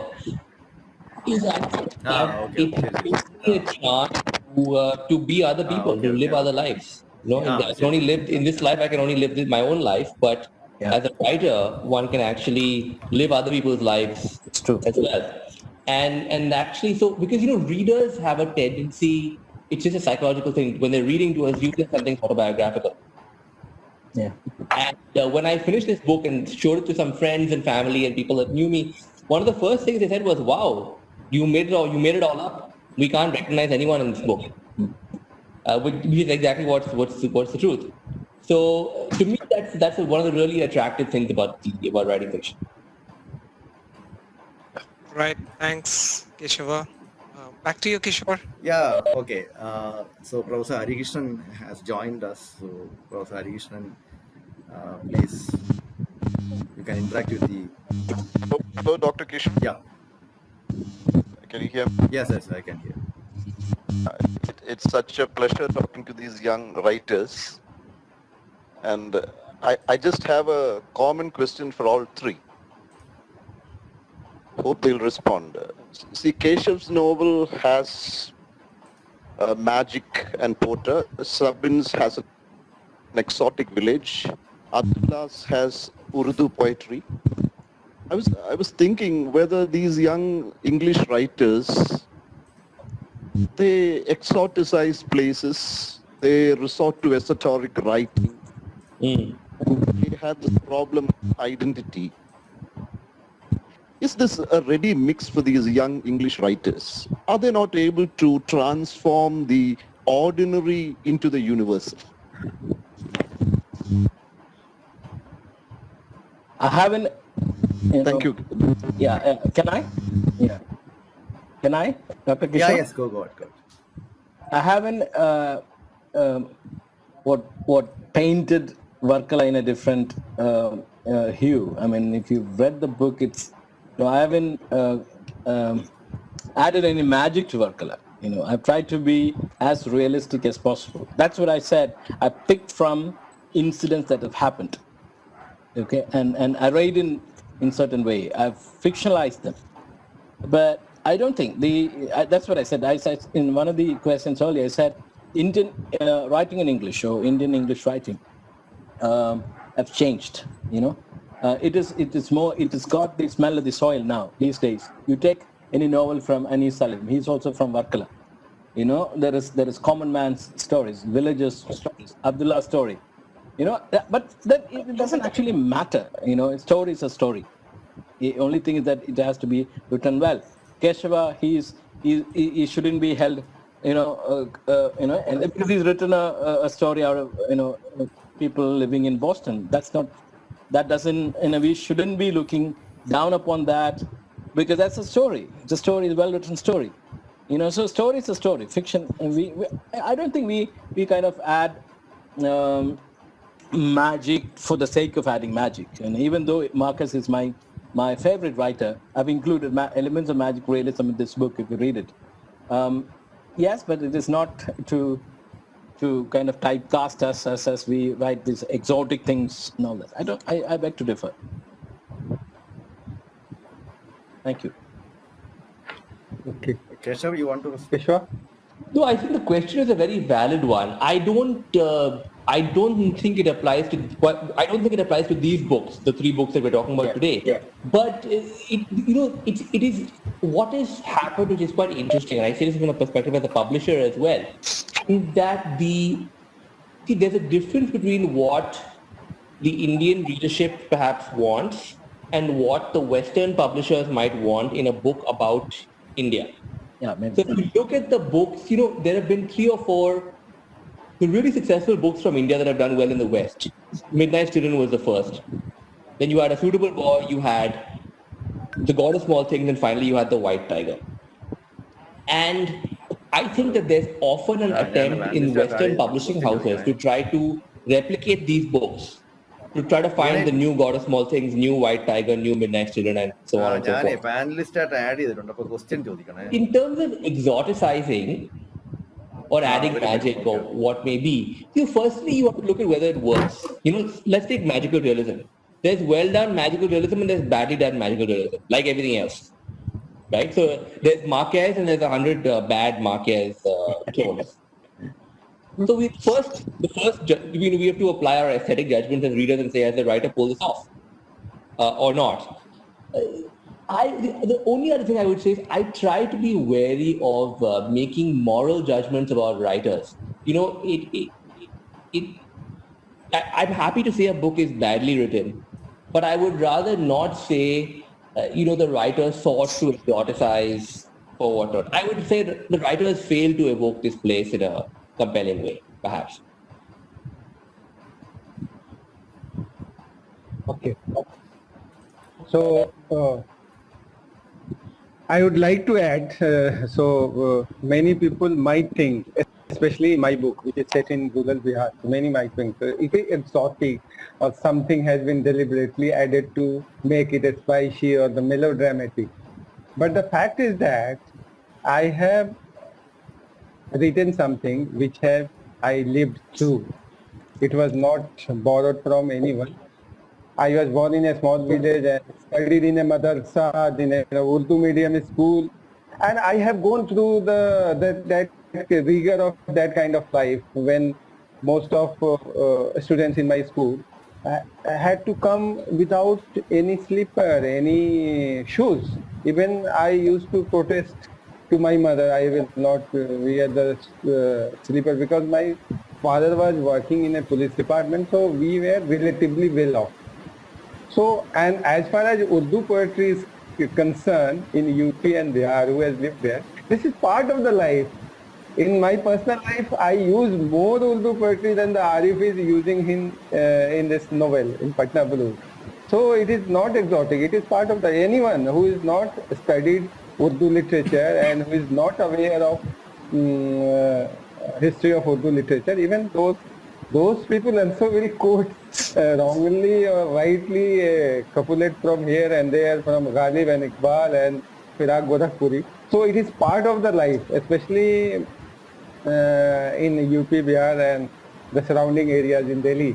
So poetry is a part of life. As far as my mother tongue is concerned, Urdu is not my mother tongue.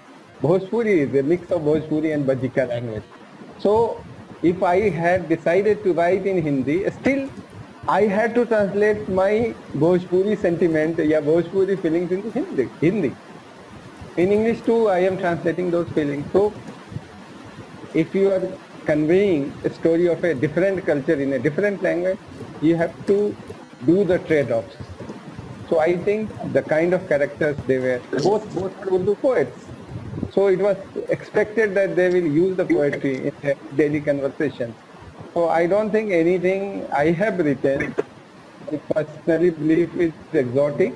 And there are certain events which are inspired by the real things. And they look melodramatic, they look exotic. Those which are inspired from, and whatever I have written from my imagination, those are being told to me by the critics that these are the real things. So my imaginations are the real thing, and whatever I have included in my novel from my real life experience, which I have seen from my own eyes, not I have just heard, I have seen those. So it's matter of perspective and taste. And many people coming from Harvard or Oxford or from big cities, living in the London, then writing about the rural Bihar, he might make a mistake. But I have spent major part of my life in those villages and small towns. So I think I tried to be as honest as possible, as authentic as possible. But many times we look at the same city or village from different point of view. Just one example, one book about a Patna I was reading. This is called Patna Rough Cut. I was surprised where this Patna exists. I have never seen that kind of Patna, but that is also a kind of experience the writer had gone through. So this is how, and it is up to the readers to decide whether they are willing to buy my argument, they are willing to part of my story or not. They may find fault, and it's good. If I get feedback from the readers and the critics, it will help me to improve my next. I want to very quickly go back to Keshava's point about the difference in publishing in the West and in India. I think you're absolutely right, Keshava, about the kind of stereotyping expectations that the Western publishing houses have from Indian writing. We have seen it happening to Indian writing. We have seen it happening to Nigerian writing. We have seen it happening again and again.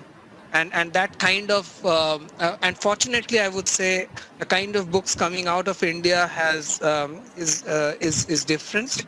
It's not bound by those stereotyped expectations. A lot of bad books are coming as well, probably, but those are not restricted by those stereotyped expectations. So that's a very, very positive development here. Yeah. I agree. That's a great point. Okay, so we have Veena Narayanan joining us. Veena from Ernakulam, please ask your question.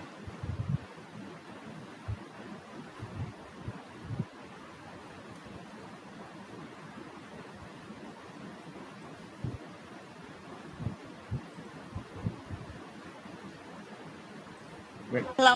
Okay. Veena? Can you hear Yeah, me? yes, okay, go ahead. Yeah, Veena, welcome. Hello, everybody. Nice to see all of you. Abdullah, Siddhartha, we are classmates. I hope you remember me. Yes, good to hear you, Veena.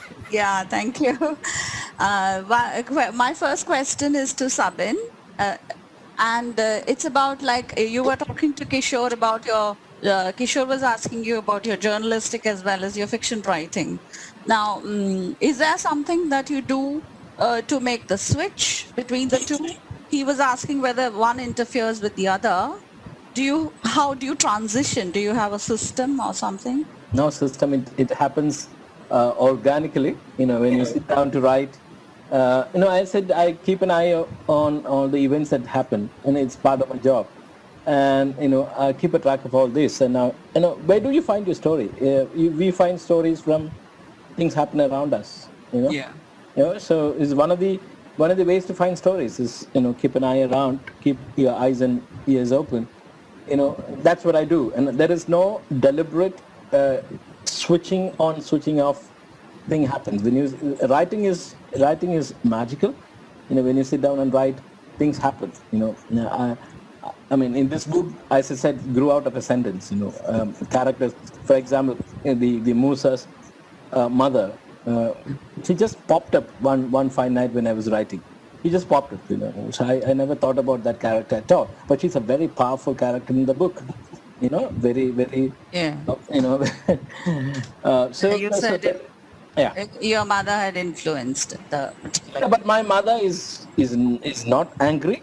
My mother is not bitter. My mother may be bitter, I don't know. But then she's not dominating mother. But that is where I exaggerate, But then I see all these. To answer your question, there is no deliberate switching from journalist to writer. It happens. Thank you. Thank you. Kishore, can I have a question for Keshava? Oh, sure, go ahead. Yeah. Because Keshava has written about Harry Potter, before you submitted it to publishers, did you have a fear that when it is actually out there, people would mistake it for fan fiction? Did you have such a fear, like because it is based on Harry Potter and it says so on the blurb? Sure. The answer is no, I didn't. For the following reason, right? So it's not about Harry Potter, it's about people, it's about a community of Harry Potter fans, right? So yeah. Well, that's no different from a community of cricket fans or a community of people who love jazz music or any community, right? So because I wasn't dealing with the Harry Potter books themselves. Yeah. So I thought it wouldn't be too difficult to make it clear that this is not fan fiction. Thank you, Keshava. Abdullah, how are you doing? Can I have a question for you? Yeah. Okay. So, what could you tell us? What, as Kishore said, I also feel that there is a story lurking behind Arif's brother. I think something more interesting will happen to Arif's brother. I don't know, but you have thrown it to us. Okay, but can I ask you that what was the one thing that kept you going through all those years of rejections? Can you share it, or is it okay for you to share it? Yeah, of course. Actually, I decided to write a book at very young age, so I was determined that I will. Hello? Hello? Yeah, go ahead. Yeah, I can hear you, Abdullah. Okay. So, when... Time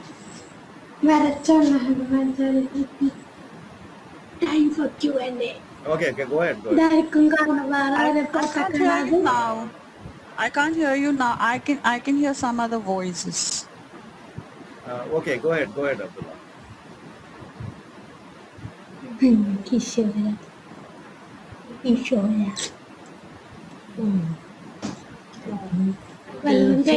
Somebody's mic is on. Please switch it off. Yeah, I think it's Dr. Chitra. Somebody's mic is on. Okay. So my wife was a source of inspiration also. She was also making sure that I should not stop writing. So after each rejection, I used to submit to 3. One rejection from an agent, I used to submit to the 3 agents. For each rejection, 3 submissions. So I kept going and kept revising. Finally, it happened. Good. Thank you. Okay, Kishore, over to you. Thank you, Veena. Okay, now we will have some students asking questions. Yes. Ardra Dayal, you can start.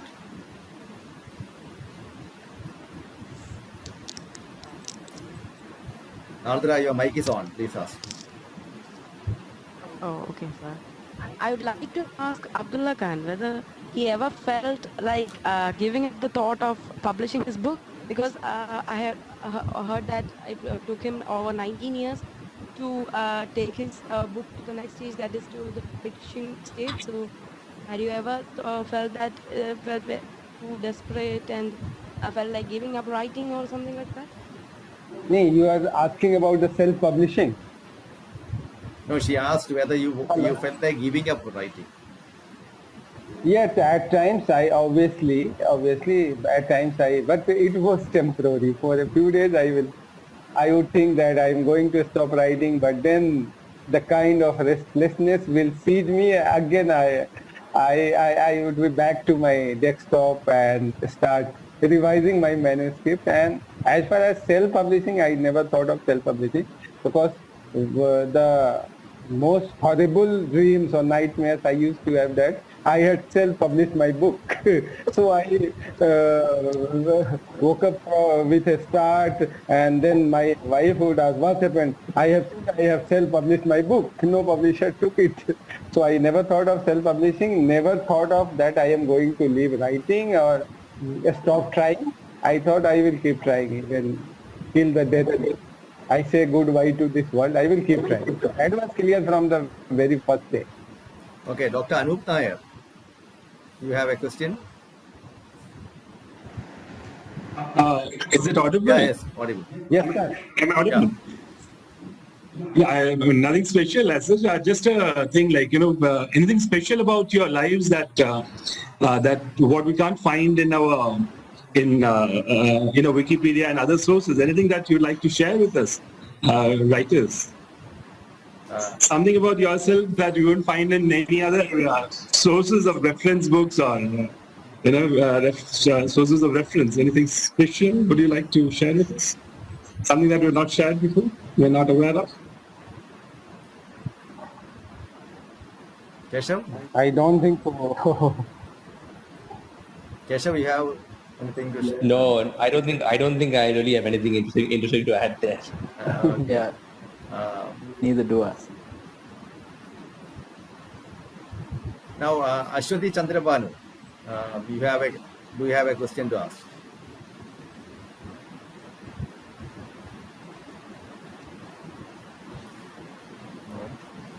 Yeah, Adul Gobinathan, you asked a question, so can you ask it now? Adul? Kishore, some people are typing their questions, so you can ask them to come and ask it. Abdullah, okay, but the problem is that I can't see the chat. That's why I'm calling. Amrita. Abida. Amrita ji. Amrita ji, okay. She has typed some questions. Amulya or Amrita? Amrita ji, okay. Amrita, please ask your question. Amrita ji.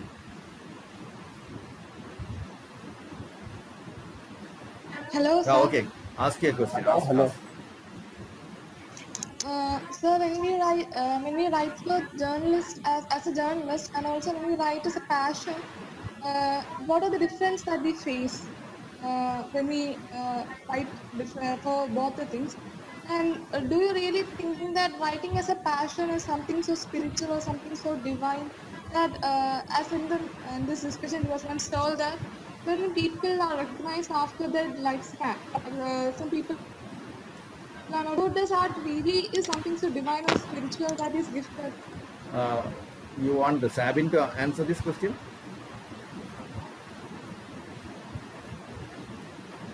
Okay, Sabin, I think the question is directed. So is there a difference between writing as a journalist and writing for passion? Yeah. Is that a question? Yes, yes. Oh, yeah, you mean journalistic writing and creative writing? Is that is the difference between these two, or I think that it is kind of what is the difference between whether when you're writing as a fiction writer, is there any spiritual element in that, and when you're writing as a journalist, of course there will be no spiritual element. So I think that is what writing and spirit. I mean, but then we feel the urge to write. As Abdullah said, we wake up in the middle of the night with a start, and I have to write. I have this. For me, I have to write. Writing is my way of surviving. Writing is my way of escaping from certain personal troubles in my life. When I sit down in my corner, I have a corner to write. I sit down there. I have a target of say 1,000 words, 1,500 words a day. I have to write. That's my discipline. Whether I'm inspired, I don't believe in it, the muse inspiring me. this is I enjoy writing. I enjoy creating character, whether good or bad, or they make it to the publisher. Get it published. It's a different thing. You know, there was a period. I also was rejected many times. The Cliffhangers is my third manuscript.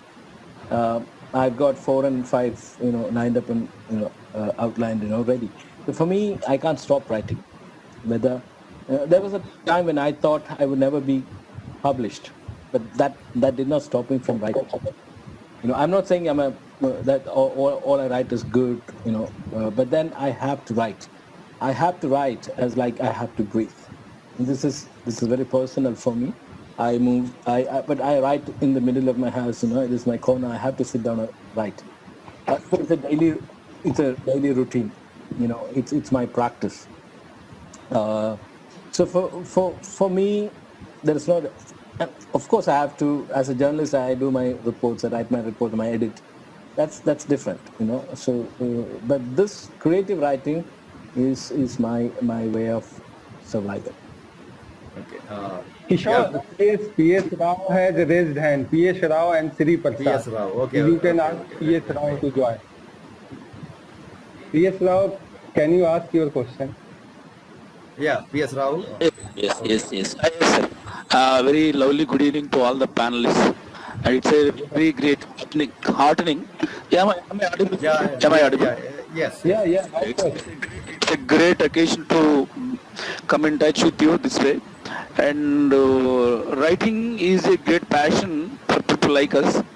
But my question is, where does the the inspiration to write actually? Is it the expression of the self, or it is an reflection to the surroundings, or does it come out of musings or imagination? Where does the line actually generate? Another question regarding characterization: where do those characters actually take place? How? Please, any of you. Mr. Rao, I would like to answer your question. As far as inspiration is concerned, so it depends upon your personal choice. It depends upon the writer, every writer. But basically, I will tell you from my own experiences or whatever I have got to know from the other writers, fellow writers. So, story idea, inspiration can come from anywhere, anytime, from news item, from a TV news, from someone you met during a journey, or someone you have seen, or some cinema. Anything can come up. It can be an event, it can be in a character. For example, I am going to give reference of my next novel. So when I visited my home district Motihari to see the place where George Orwell was born. So I saw the building, that old bungalow where great writer Orwell was born. And then I again got chance to look at a photograph where 1-year-old Eric Arthur Blair, also known as George Orwell, was shown with his nanny, Indian lady who used to take care of George Orwell when he was a kid and was living in India. So from that photograph and from that building, I thought of what happens if some Indian boy who is also born in this building in some strange circumstances, how this event will impact his life. And out of that particular visit, particular thought, I created an entire novel. So, this is how the things happen. You meet some interesting people with a kind of mannerism, a kind of story, and you want to know where this character has come from and where he will go. And you follow him, and this is how you get the story. Okay, now Sri Prasad, please ask. All those who want to ask questions, it will be good if you raise your hands like Sri Prasad and Mr. P.R. Rao.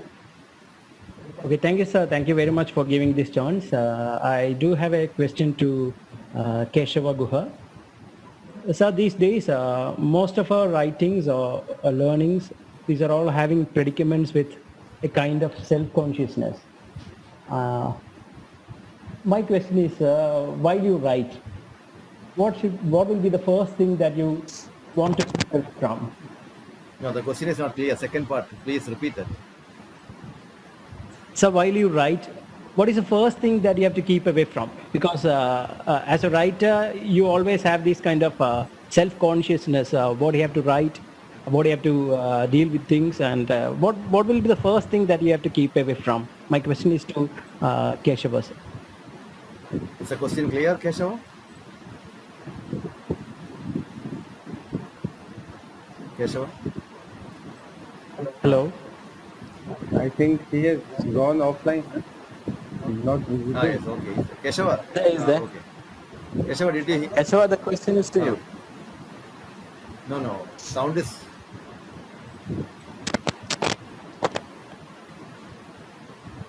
Is it the same question Abdullah answered? No. There is another question for you. Okay, yeah. What's the question? Sorry.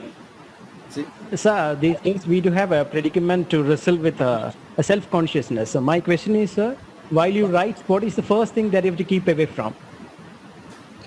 To keep away from? Yeah.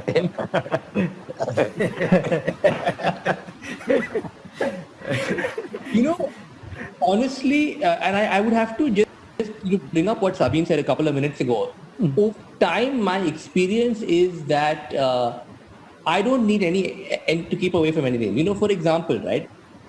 Distractions like phone, internet, etc. They're not as interesting as actually the act. So, writing is... there are 100 other things I have to do every day, but the high point of the day is the writing, And so if you can make the space for that, now I think it's very different for people again. As I said, I live on my own, all of that. It's very different for people who, possibly have children, families, etc. to attend to. I don't have those constraints. Yeah. So this is really not a problem. I mean, writing every day is not a problem for me. And I think what Sabine said is so important. You can't sit around and wait for the muse or what have you.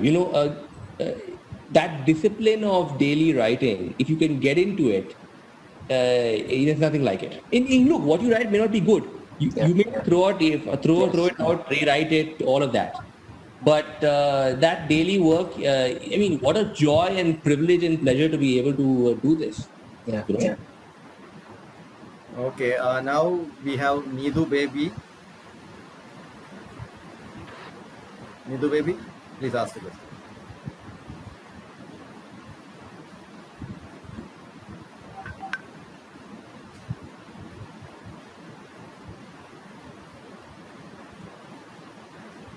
My question is to Sabin, sir.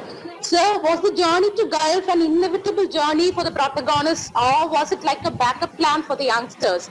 As you know, Varkala is like a dover where you can always go to France, which is Gulf countries, because there have been generations of people seeking fortune in Gulf countries. Or, was it like that, a backup plan, or the Gulf journey an inevitable journey for the youngsters of Varkala? Yeah. Two things. One, youngsters from Varkala going to the Gulf is mostly extension of their life. They somehow they end up going to the Gulf. It has changed a bit, but it was more common in the years in the past. But then, if you read the cliffhangers, their struggle is to get away from that fate. They want to speak English. They want to. They don't want to follow the fate of their fathers. It's sad that they end up doing so. So, the interesting point is that if you're a troublemaker in Varkala, if you're a boy who's, past 18, or, you get a passport and you'll be, sent to the Gulf. And, for it's not just for making money, but to, save you from the troubles at home. I hope I have answered your question. For the cliffhangers, there is no backup point, backup plan. They know this inevitably they'll be sent to the Gulf. They want to escape that. They're trying to. Thank you. I hope I answered. Next is Gauri Nandana.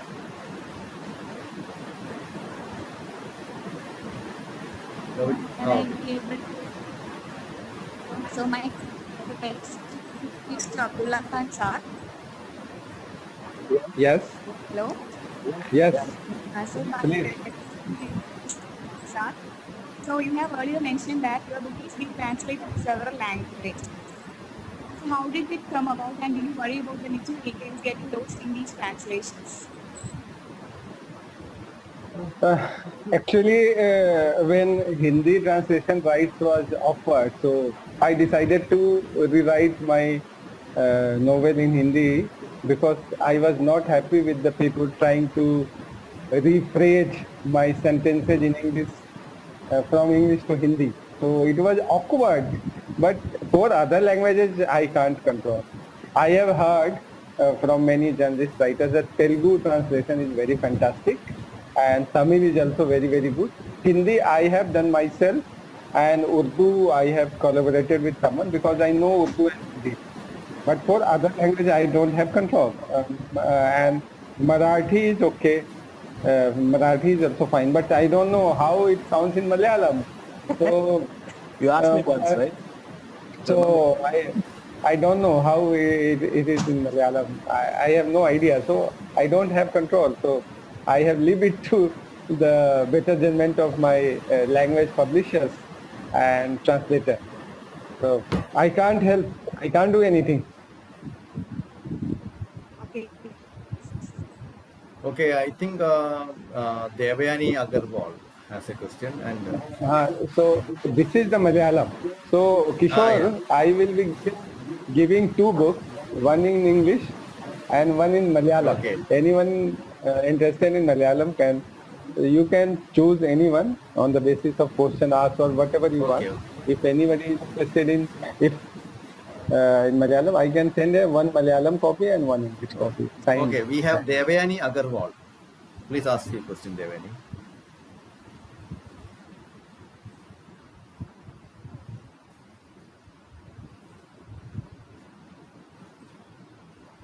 Devayani? You should unmute, No, I okay. think. Yeah, no, there's some technical problem with Devayani's mic. Okay. Okay, we'll come back to her later.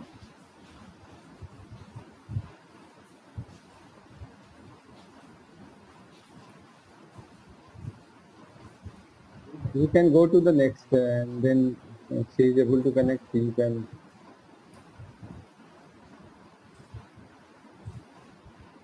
Yeah, Devayani, can you ask? Kishore?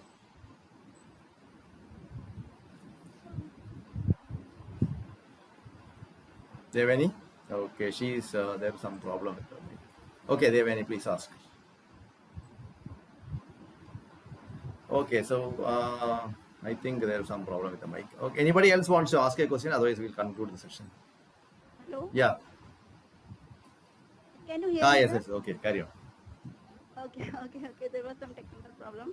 So, thank you for this opportunity. It was question is to Keshava that as a writer, how far you address your identity as a cosmopolitan? Because especially in a world where global and local are at war, is it really possible to be cosmopolitan as there are a lot of politics involved with this term? How do you respond to this? Keshava, can you hear? No, your mic is... Keshava, Keshava, unmute yourself. Your sound is not coming. Voice. Hello. Keshava, we cannot hear you. No, Keshava has left his mic, headphone, I think. Call him.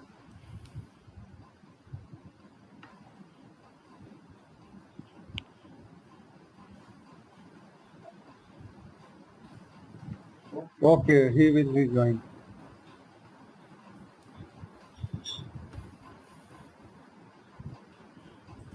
Sure, you can ask someone else to ask. Keshava can respond when he joins back.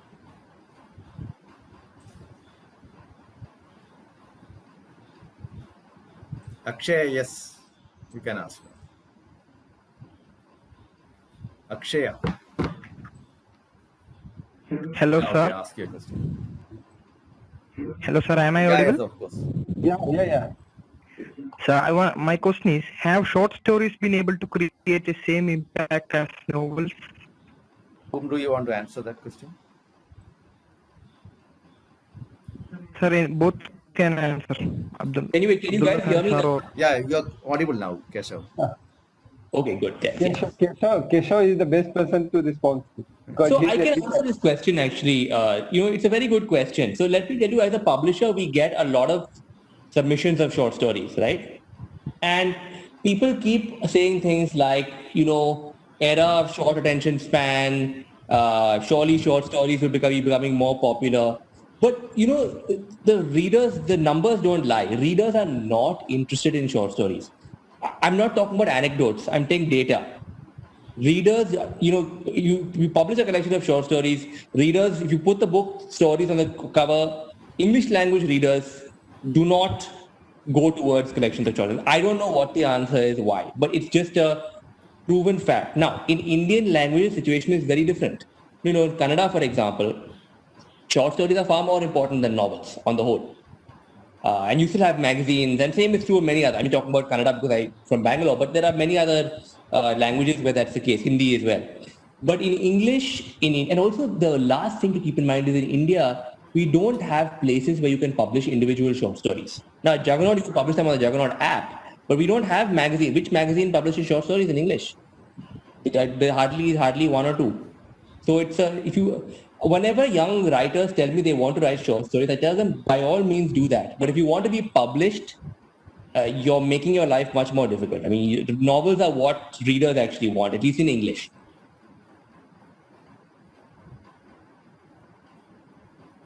Keshava, Devani, you can ask Keshava now. Yeah.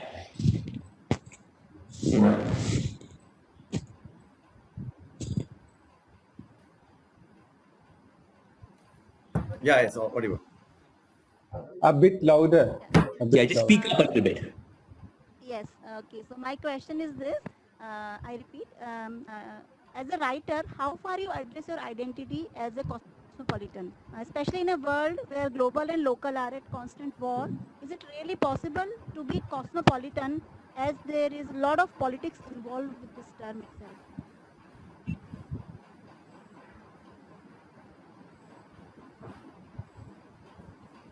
Again, his voice is not. Keshava, you heard the question? Again.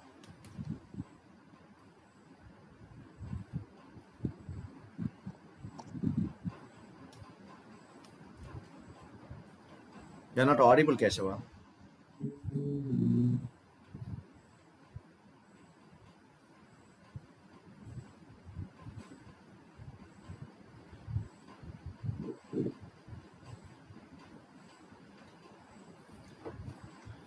Devani.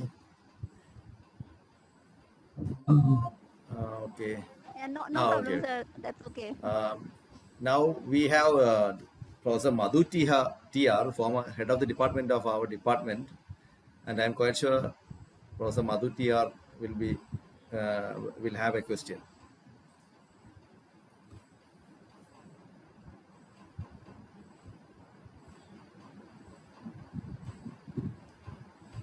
Professor Madhu TR.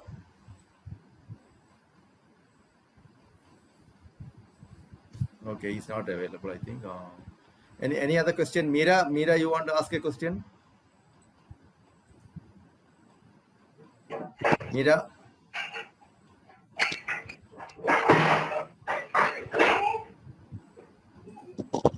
Okay, Mini Abraham, do you want to ask a question, Mini?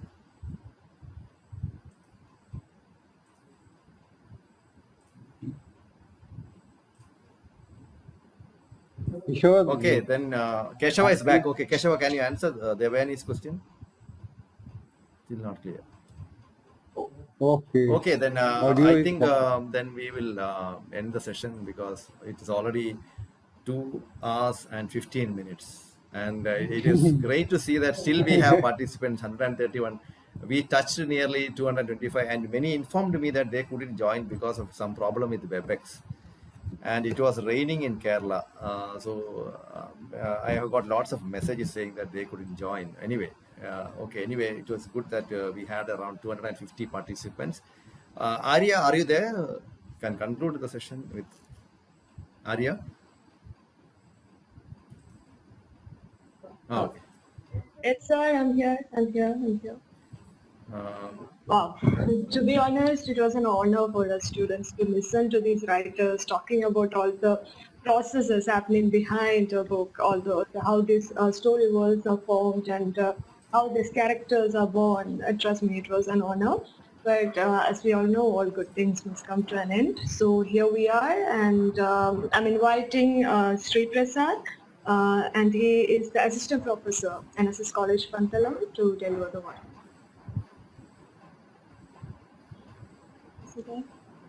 So he's on mute. You have to unmute him. Thank you very much, Arya. Okay. And actually, it was a real journey through words. I take this opportunity to congratulate all the wonderful souls who created this platform. It's my pleasure to guide through this wonderful sessions, especially writers from different parts of our nation. And I hope that it won't be, it will really become a cliffhanger because more such sessions should, continue as a process. And I'm very sure that the organizers are much interested in continuing this process. I take this opportunity to thank all the wonderful panelists, the writers. I give the names: Sabin Iqbal, Abdullah Khan, Keshava Guha, and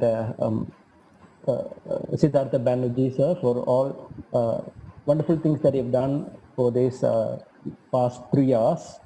And the designer for this publication, Vinod T.